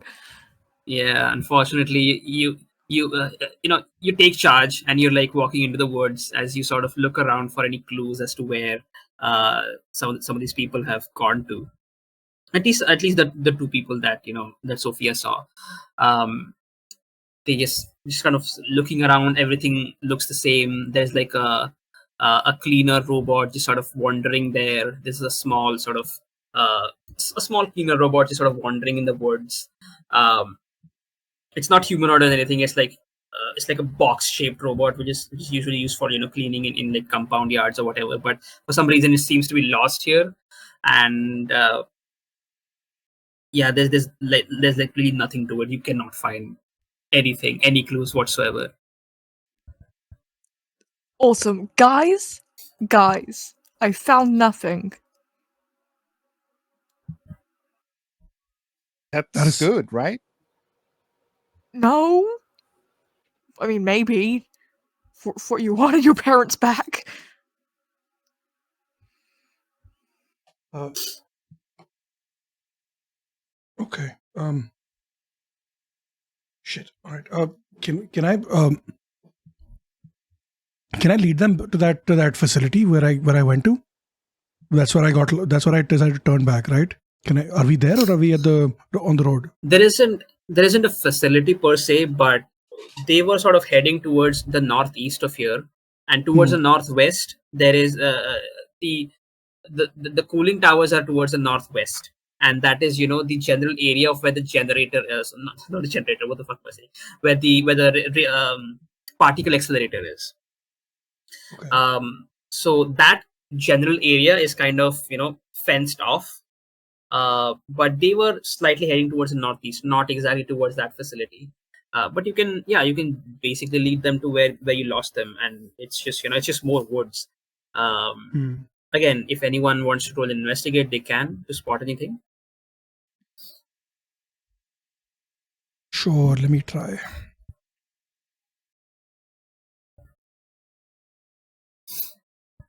Oh wow! Wow! I got a success. No way. Finally, Nice.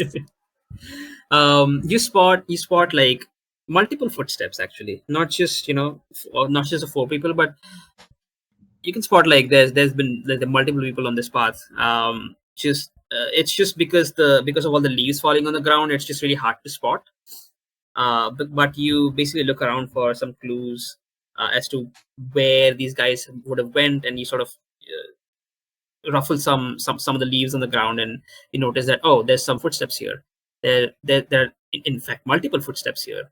Uh, Almost all of them look like adult footsteps, like they're big, and yeah, more than just two people have been here through this on this trail. Even though this is not like a trail or whatever, it's just woods in the middle of like nowhere.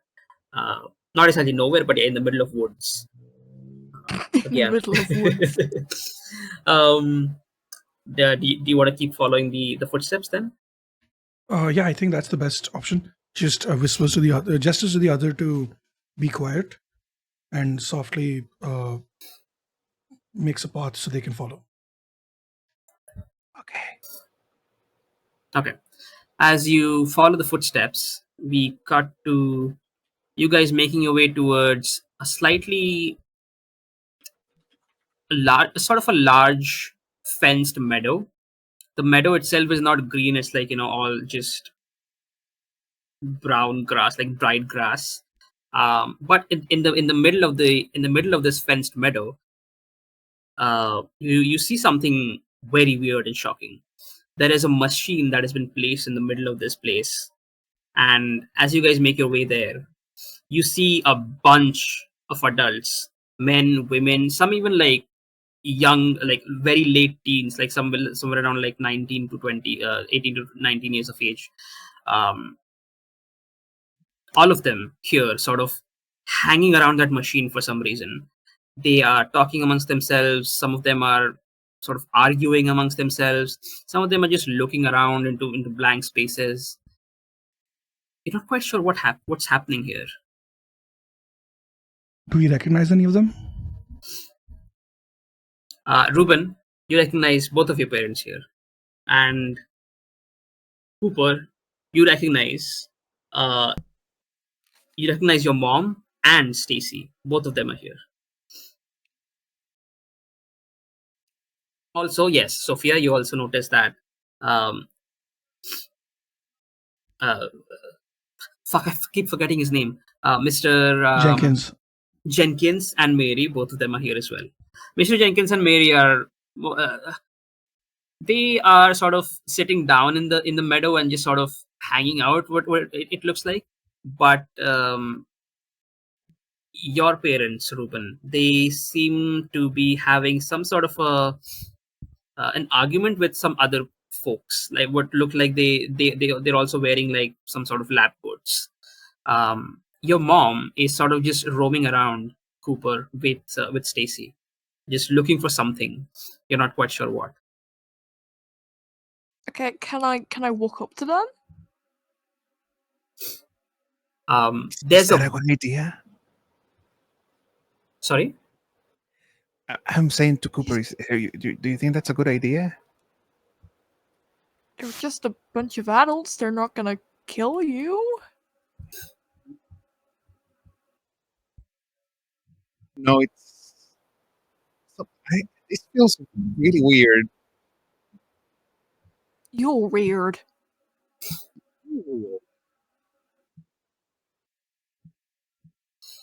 You can try to get closer to them if you want to. Both are weird, actually. I'm gonna like because of what Ruben said, I'm gonna try and do it like as sneakily as I can. Okay, cool. You already have a success in sneak, so Hmm.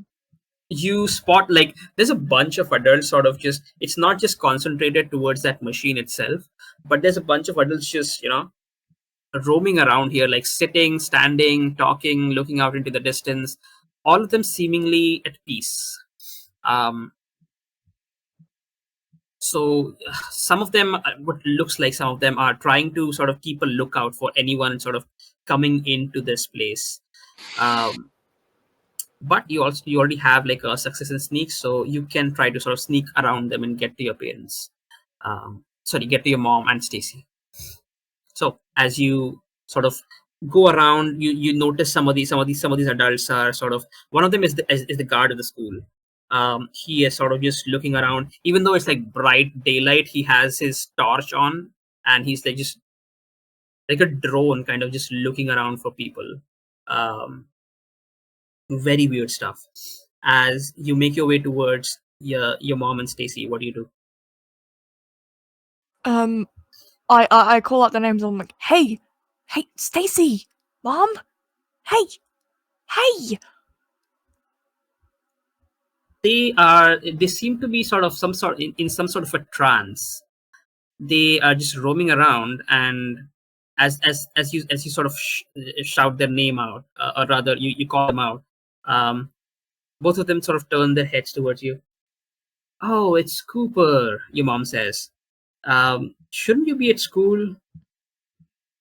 Shouldn't you be at the hospital or at the farm? What are you doing here? Oh, I'm just here to pick out some flowers for your dad. Yes, Why and is Stacy's here to help me. and why is everyone here? I don't know. They must be here for something, but I'm here to pick out some flowers for your dad. I've been looking all over. I've been looking for his favorite flowers, but I don't seem to be finding it. Huh. I look over to the other two kids and I just kind of beckon them over. I'm like, come here. It's nothing weird going on. Are both of you sneaking as well? After seeing Cooper doing that, I'm not sneaking anymore. Oh, You're not sneaking? You already have a success in sneak if you want that. no, I'll save it. I'm not sneaking. I'm just going towards Cooper, and after that, I'm gonna. Okay, Learning that they're looking for flowers, apparently, I'm gonna look for my parents. before you do that, as you make your way towards this collective of people just sort of roaming around, sitting and doing whatever they're doing here, one of the adults stops you on your tracks and he's like, no kids allowed. Oh, I just want to talk to my parents. Your parents will be fine. Shouldn't you be at school now?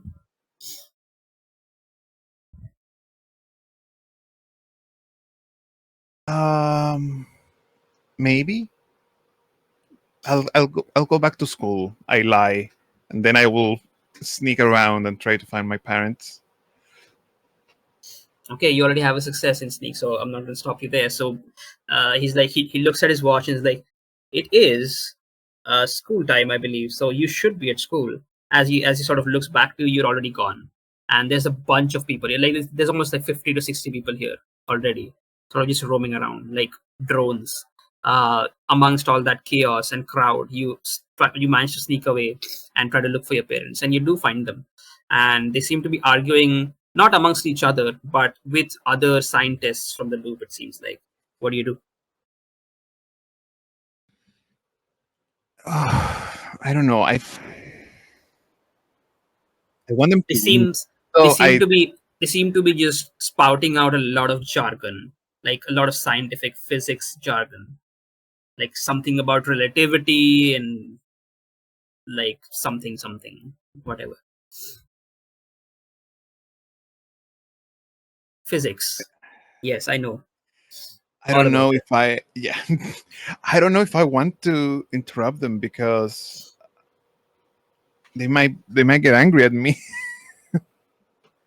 Can you roll empathize, please? Uh yes. Empathize.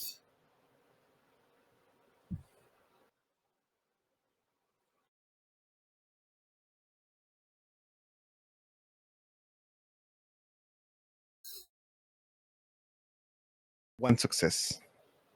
Success. Oops. So yeah, that's my bad. I misclicked.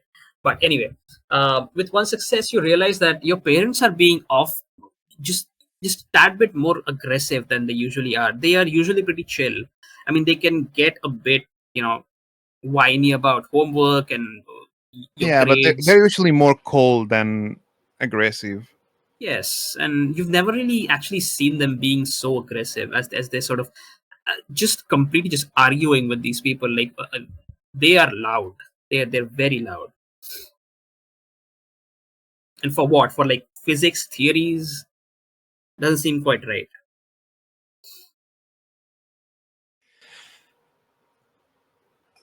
I'll go back to Cooper. I don't want to interrupt my parents. I fear of getting them angrier. I don't know what's going on. Sophia, what do you do? I noticed. I saw Mr. Jenkins, right, with Mary as well. I think I'll try to Yes, make my way to them, I guess. yeah, they're just sitting in the meadow, sort of holding hands and looking elsewhere, and they seem to be talking something about something. But to get to them, you'll have to roll. If you just try to move towards them, someone is going to stop you. So are you sneaking or Sure, let's try another 6 dice.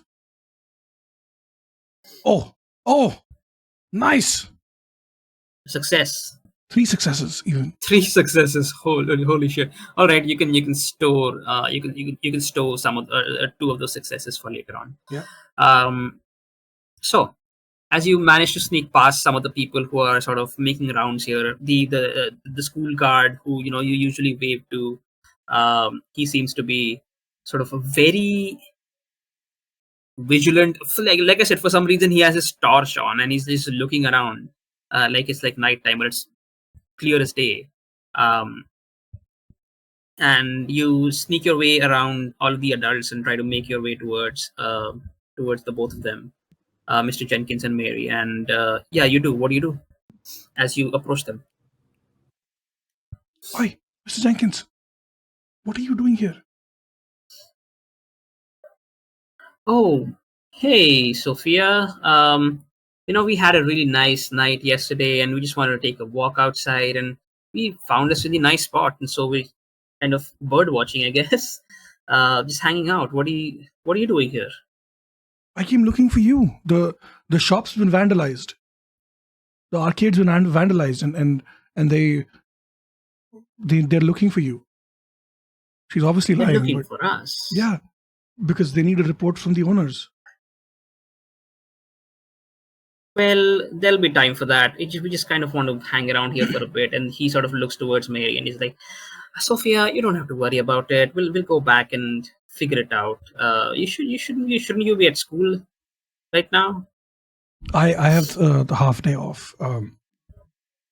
I got but really though, like they broke all the machines. They stole a bunch of money.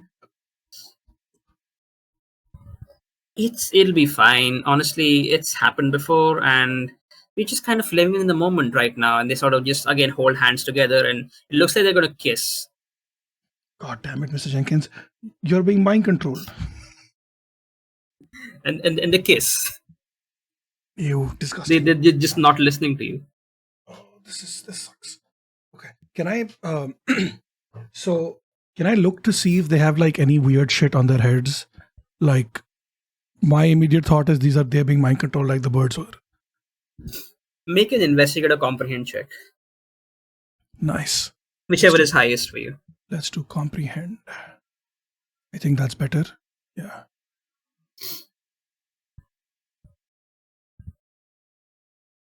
Nice. One success. One success. There's nothing in their heads or on their heads or on their bodies or whatever, right? And they seem to be just really getting into like it, like they're just going full like tongue and shit. Ew. These like really old couple. But as you sort of look around, it's a very uncomfortable scene, but you have to look around for like any clues. But you don't seem to find anything on them, at least not something that something like the birds had. But as you sort of look around for more clues as to what might be happening, you do spot that machine, and you do spot like some people sort of just running circles around it for no reason whatsoever. You notice that this machine is kind of like it's like a shiny metal cylinder on the ground. It's like 1 meter high and 2 meters wide. There are black letters on the side of the cylinder, cylindrical sort of form. And it says the words ARAN. The AR is like the A is capital, R is small, and then AN are like capital letters. ARAN.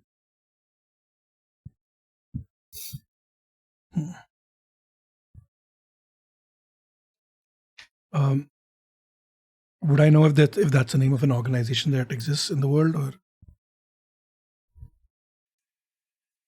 like initials for an organization or something?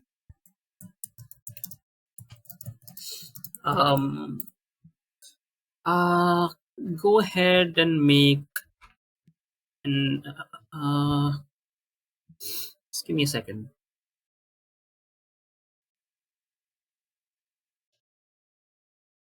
Not really, no. I mean, you don't have to roll. You don't even have to roll. Like this is something. This is a acronym that you haven't seen before. Although the acronym, like the font of the acronym, is slightly familiar, because this font is just generally used around the loop facilities, like just to like label things.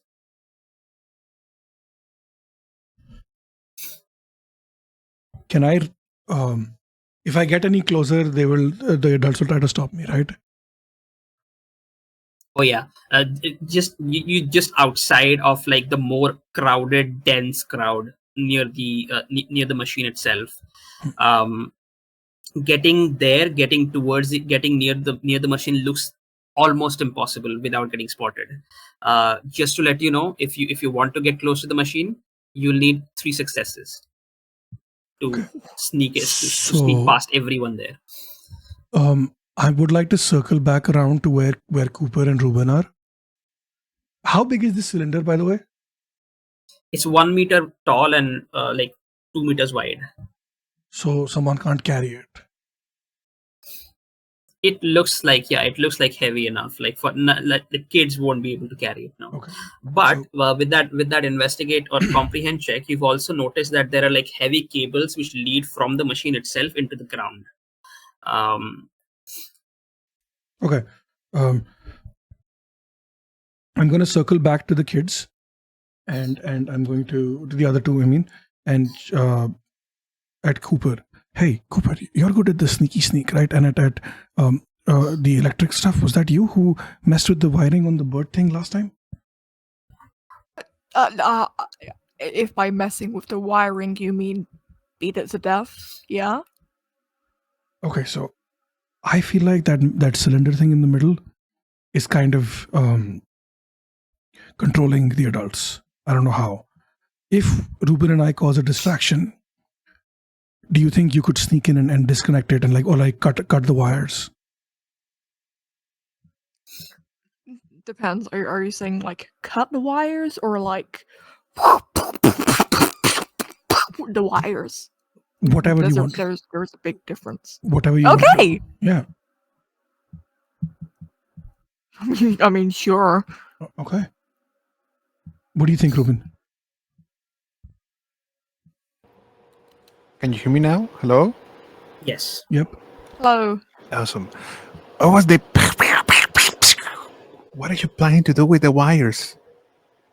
Oh, you weren't there. Oh, it was a whole thing. It was awesome. There was like this big machine controlling all the birds. I got my axe out. It was sick. Right, well, I mean...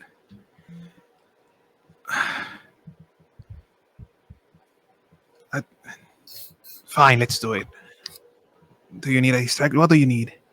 I think what we should do is you and me. We stand at two separate points at the edge of this place, and we start yelling, just random shit. Hey, adults! Look, there's a bunch of kids here who are not in school or some other shit, right? This will distract them. So then Cooper can circle around back and try to disconnect the wires. All right. How do we distract them? Do you have anything to... Just start yelling. All right. You just not right give me, now. Give me a sign and I will start yelling. Okay, cool. Yeah, that works. So I guess that's what we're doing. We're doing like a triangulation thing. 2 points, Ruben and Sophia, and 1 point on the other end, Cooper. Okay. This big circle. Sophia, yeah, what do you do as you make your way around towards your position? What do you say to distract them? I just start screaming, "Oi, adults! What do you think you're doing here in the middle of the day? Don't you have jobs or some other shit? Look at us. We're supposed to be in school, but we're here fucking around." Me on the other end, I'm just gonna scream, "Cloacas! They're used for urination and excretion, and some turtles breathe through their cloacas. Actually, that's also true. They do. It's weird, but they do. They breathe through cloacas." As both of you sort of start shouting this, you see a bunch of like adults just sort of turn their heads towards you in a very robotic manner.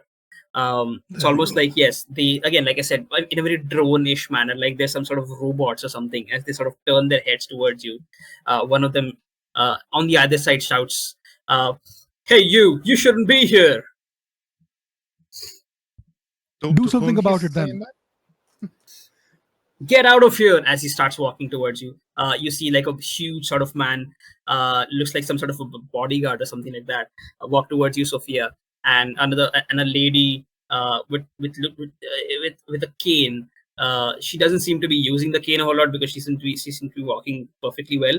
The lady with the cane is walking towards you, Ruben.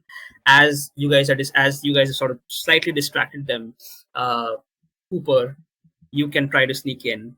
The difficulty has now gone from 3 to 2. Oh, joy. Well, it can't be that hard, can it? I've got 4 luck. I could just Nice. keep re-rolling this. You have 1 sneak from before, so I think that helps, right? No, I already used that You already to. used that. Oh shit! Yeah. Yeah. Fuck. You got 1 success. Now, Yeah, but Um, isn't enough successes. it's not enough successes. You can use your pride to get an automatic success, or you can try to push this roll, or use your luck points to re-roll the entire thing. But remember, if you use luck, that 1 success is gone, and if you end up rolling like 0 successes, then that we'll have to take that. Can I take a condition to help Cooper? Is that allowed? No, not right now, Okay. because he's on his own in there, and you're kind of busy with this huge bodyguard guy who's sort of walking towards you with his like fists, and he looks like he's about to like catch you, carry you, and just throw you away from this place. Well, I'm probably gonna check my pride, because my pride is I'm big and strong. And ain't nothing as big and strong as strolling up to a big old machine.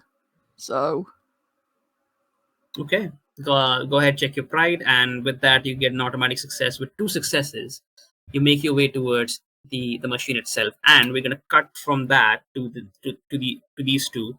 As Sophia, you see this guy sort of crack his fist.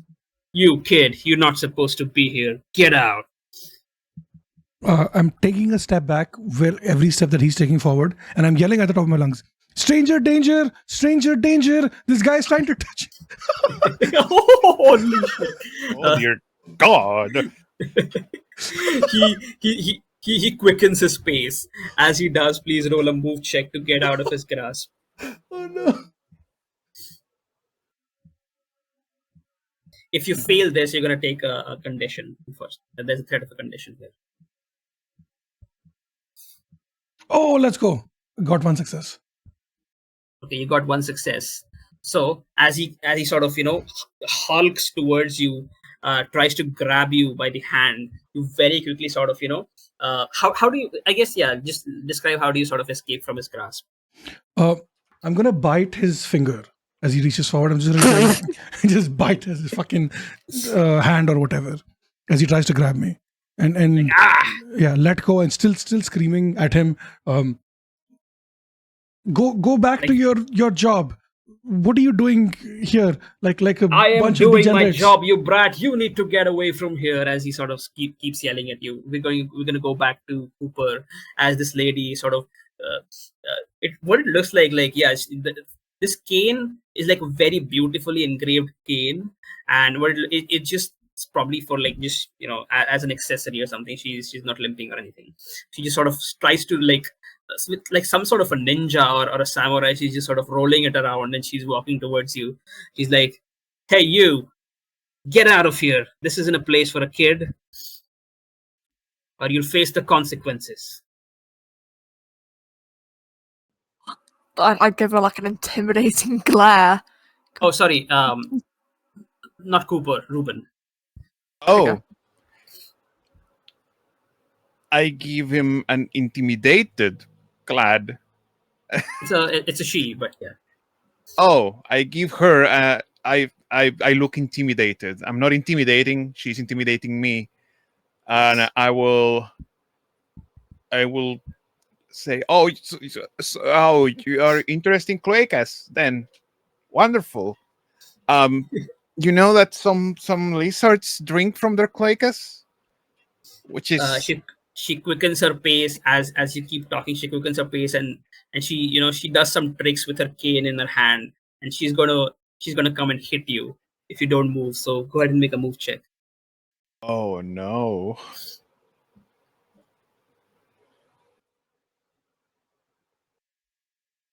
One success.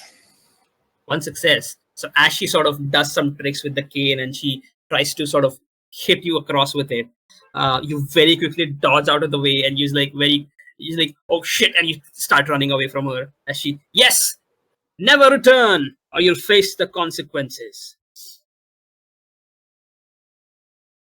And as all of this is happening, we go back to Cooper. You reach the machine itself, and you feel a very strange vibration emanating from it. It's as you were sort of far away from it, you didn't really realize it, but as you get closer and closer, this sort of very strange vibration is slightly overwhelming. It's not exactly doing anything to you, but you can probably figure out that this vibration is doing something to all of these people's brains. As you get closer, what are you doing?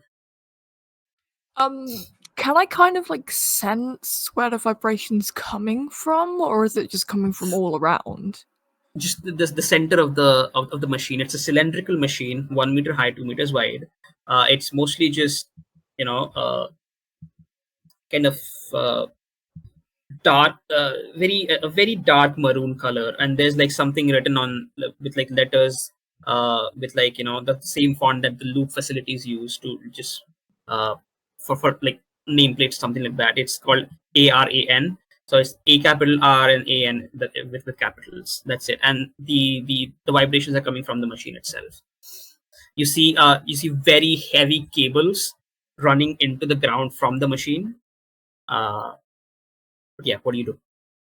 Okay, so the cables, I'm assuming, are within whacking distance.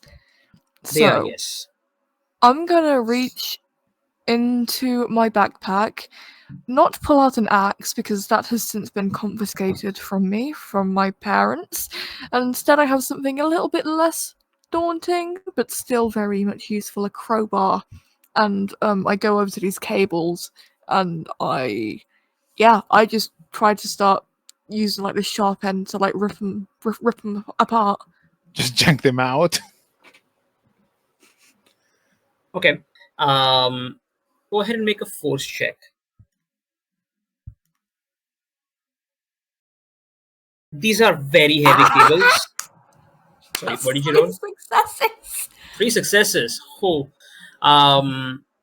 So let's see what additional effects you can buy. Eric Give is so success strong. kid, impress, So fight, and scary. when your opponent take something from your opponent is knocked unconscious. You don't have to overcome the same trouble. So you can do this. You don't have to overcome the same trouble in the future, and you avoid any collateral damage. So out of those 3 successes, first success is you sort of successfully cutting one of the. Sorry, what did you say your thing was that you were cutting it A with? crowbar. A crowbar. Okay, sorry. So you try to hack into it and try to disconnect the cables, right? Like try to tear the cables apart. There are multiple cables here, and most of them are like very thick.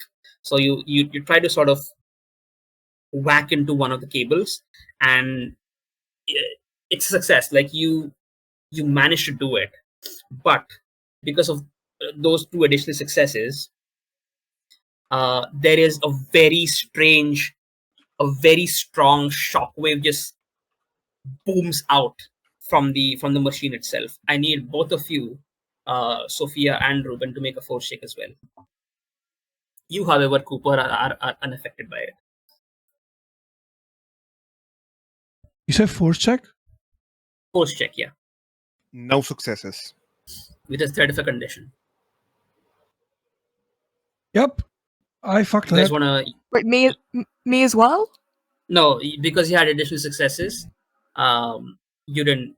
So basically, what we did was there's a bonus effect called you avoid any collateral damage. Ah, okay, that makes sense. Yes. Yeah. So you're not affected by the shockwave. The other one we're gonna have is you don't need to roll to overcome this exact trouble in the future. So if you want to hack it once more, you can do it without success, without any dice rolling.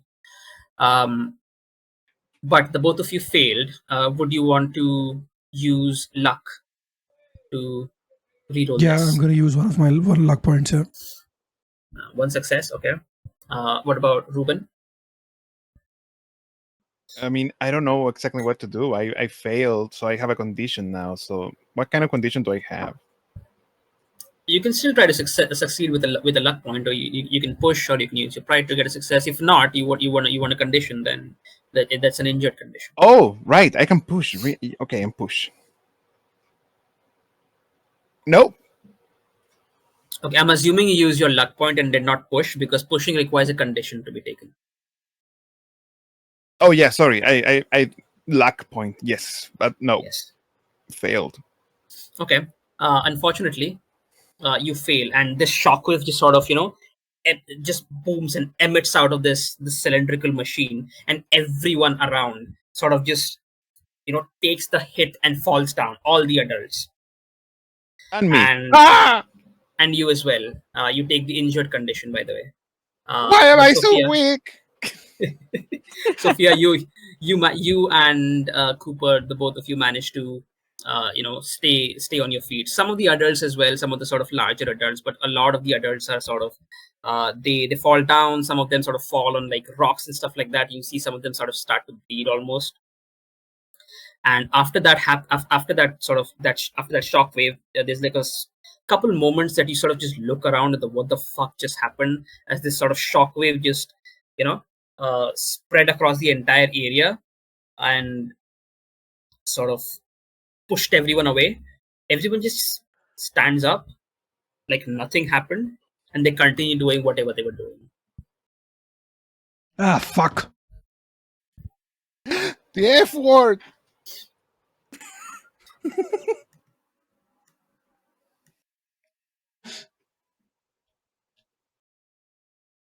Uh, You see, Cooper. You see your mom and Stacy. Both of them had fallen down. Your mom is slightly bleeding from her forehead, but she just stands up and she looks at Stacy. Oh, honey, you should be careful. She sort of helps her stand up.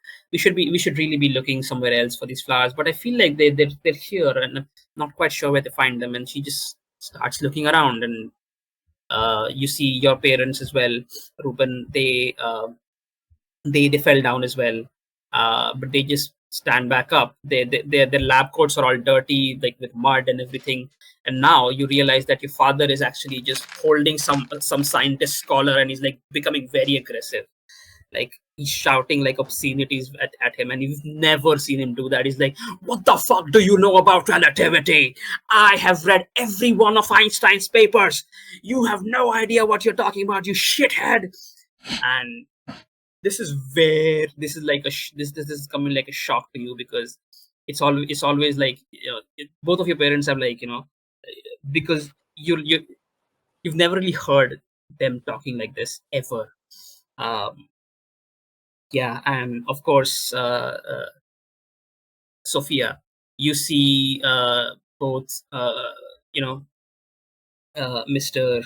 Jenkins uh, and Mary. They got knocked down as well. They just sort of stand up, sort of. Well, they were sitting already, but they were knocked down as well, and they just sort of, again, sit up, and like nothing really happened. Like their clothes are dirty, like some of their hair is like very messed up or whatever. It looks like Mary might be bleeding. Maybe she was impacted by a rock or something. But even though they are, some of that sort of blood is flowing down the forehead and towards her lips, and they just start kissing again, like nothing, like nothing has ever happened. I hate this. I hate this. So just want to confirm, did Cooper manage to break all the wires or only one? Only one. There are multiple here, at least five to six wires.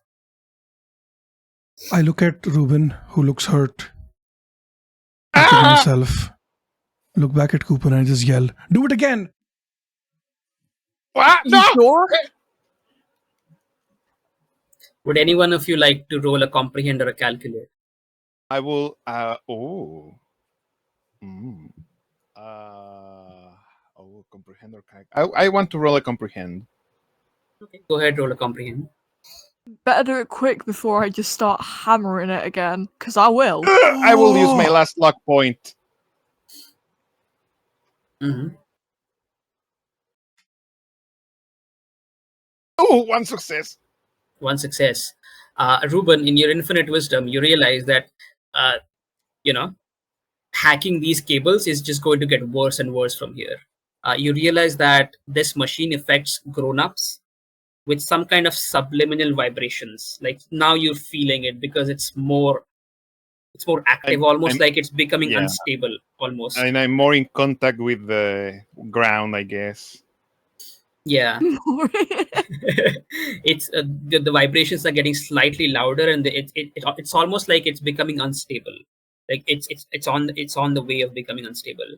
And if someone destroys those cables, the result will be catastrophic. Like there's going to be a huge sonic blast, which will probably take out everyone here.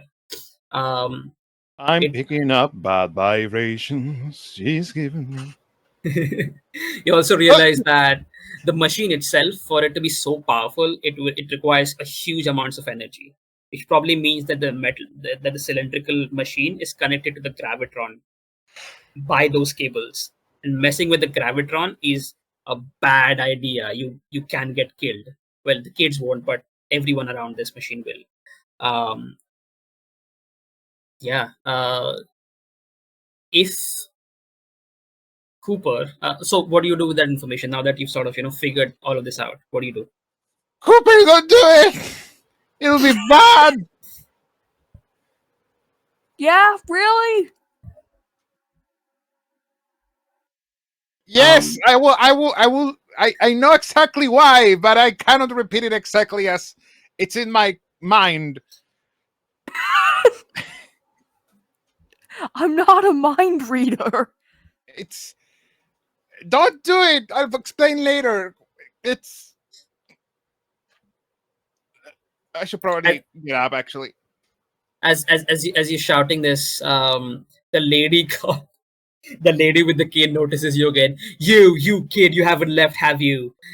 You see her. She's also bleeding from her hand, and the blood is sort of seeping onto the cane. You will face my bloody cane, and you will die here, kid. And she sort of starts lunging towards you. Make a move check with the threat of a condition.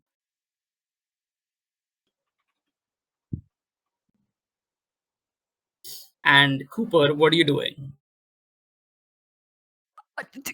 Cooper's like looking back and forth between Fail. the crowbar and Ruben, and he decides to run over to Ruben and try and like move him out the way of this old lady going after him.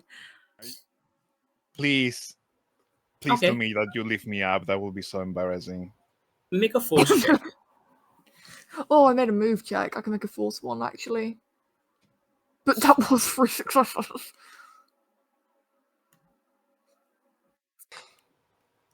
Okay. Let's ignore my 3 successes, as depressing as that is.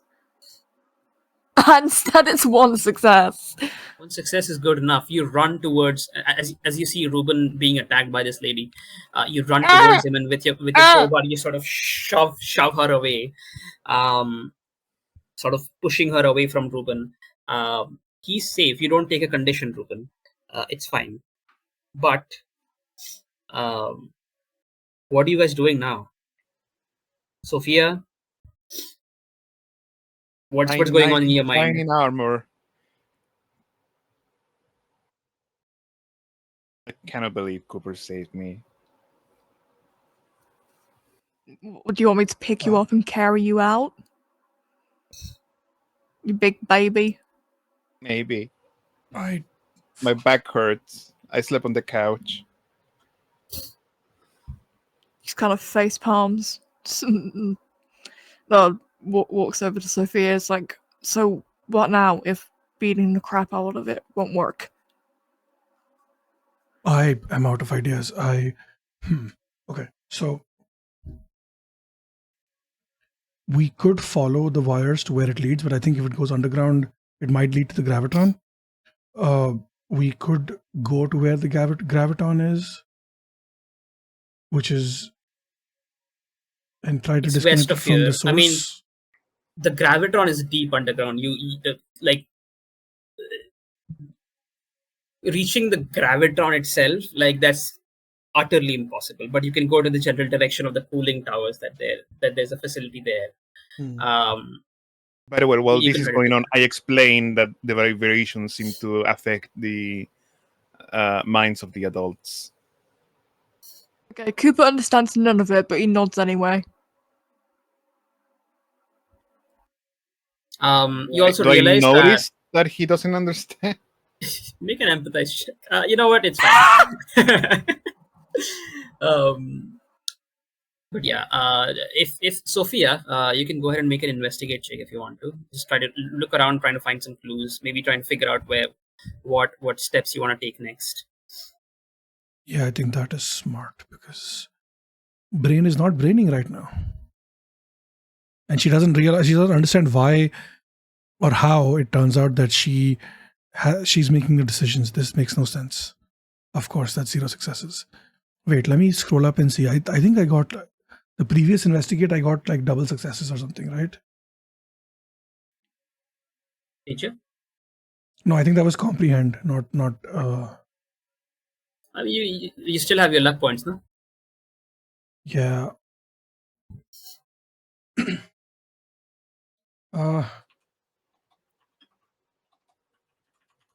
Sure, fuck it. Let's push the luck. Are you kidding? It's all right.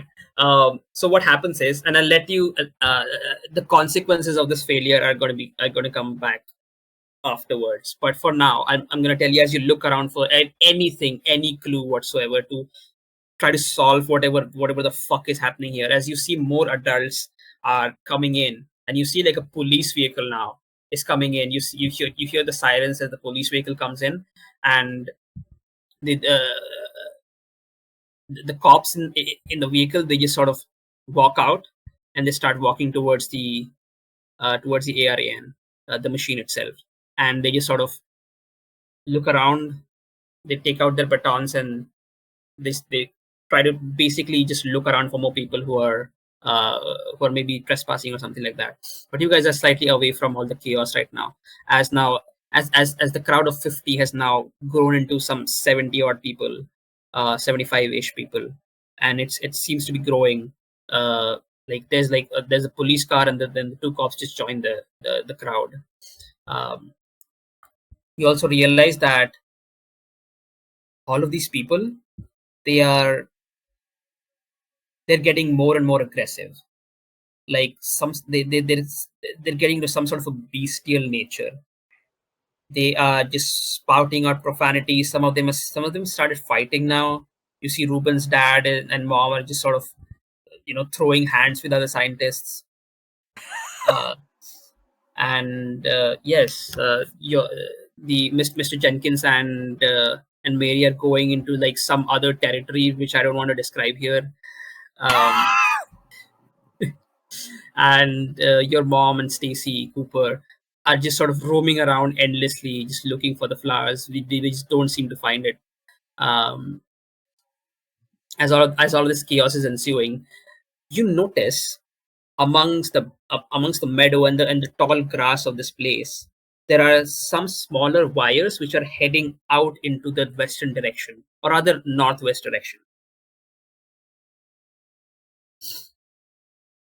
Okay, so we follow the wires.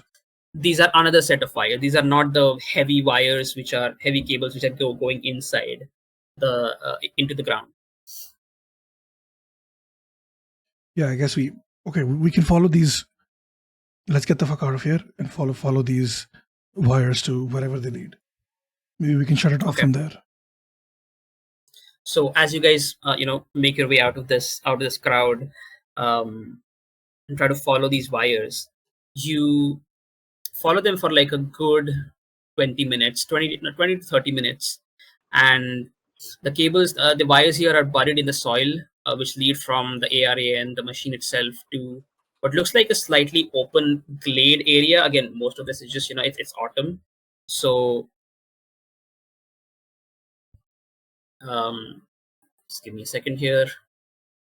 Sorry about that. After the about 30 minutes that we're following the cables, I will tell Cooper, okay, you can put me down now. I'm still carrying him. I think, yeah. Thank you. Yeah. All right. So as you guys follow follow these cables for around 30 minutes, you happen upon a slightly open glade area. Of course, the glade is not green. It's just brown, slightly dead grass, and all the trees have like autumn leaves and stuff like that. About 100 meters towards the north, there is an abandoned ecosphere here. Now, what is an ecosphere? Ecosphere are these like very strange machines which are just randomly spread across the land of the loop. They're usually used by maintenance people from the loop, or the service people of the loop, to basically monitor climate, monitor weather, and other readings. They are sometimes used to just used as beacons, or like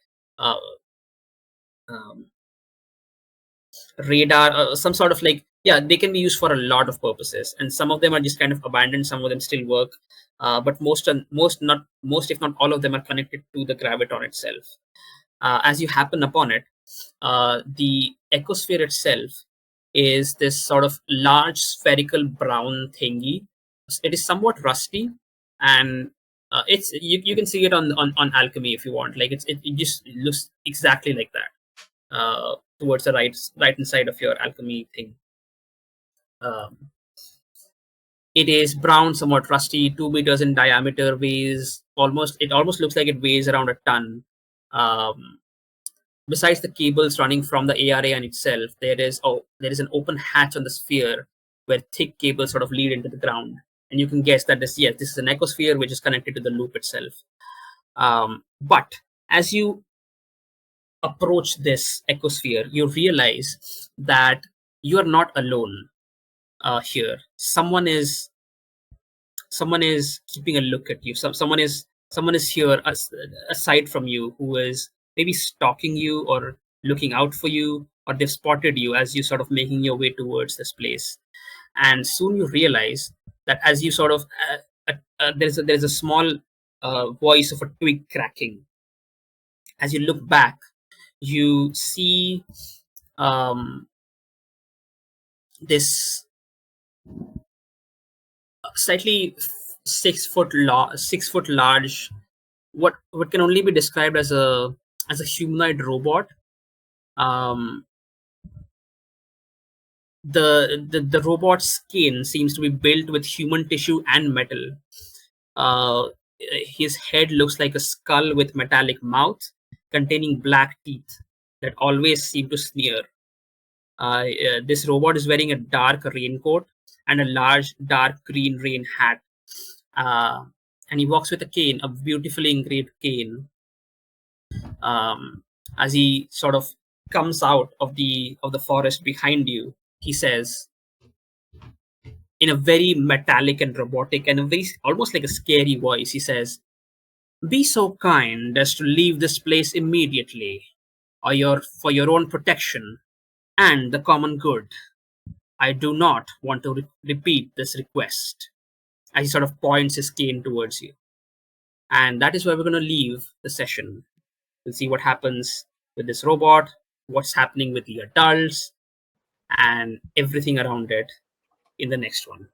Nice. I hope you guys had fun. Yeah, Nice. thank you. Robots was with pretty weird cool. flesh parts. I Yeah. am excited. I get to swear at a robot next session. I'm also excited.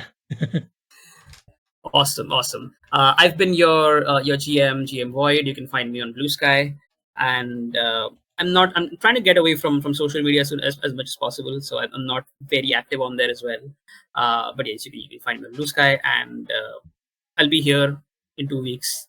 You can also find me on Pantsless Table Discord, and I'll let the others do their outros now. Take it away. Okay, hello, I have been Milo. You can find me at Mintalicious on Blue Sky, Tumblr, Twitter, even though I'm never on it. I love social media. I'm always on social media. It's bad for me, and I do it anyway, so you'll probably find me being fairly active there. I played Cooper today, and yeah, I'll see you guys when we are back in the world of the loop. All right. I've been Mr. McGuffin. I've been playing Ruben. I am on Blue Sky as Mr. McGuffin, and on Twitter, also I don't really use it that much, as Master McGuffin. So Mr. and Master, you can find me with those ads in most places as well. Thank you for having me. I had a lot of fun, so thank you. Hi, I'm Steve, also known as Sassy Pants. I run Pantsless Tables and other related things. Very excited to be back here for a second week to bring Sophia to life. Very excited to play her. And I always love guest starring, especially in Void's games. But yeah, we'll see you all in 2 weeks for the next episode of Tales from the Loop. But in the meantime, keep an eye out for more shenanigans and chaos coming soon, starting as soon as Tuesday. Yeah, that's all I got. We'll see you when we see you, and stay safe, be good vibes,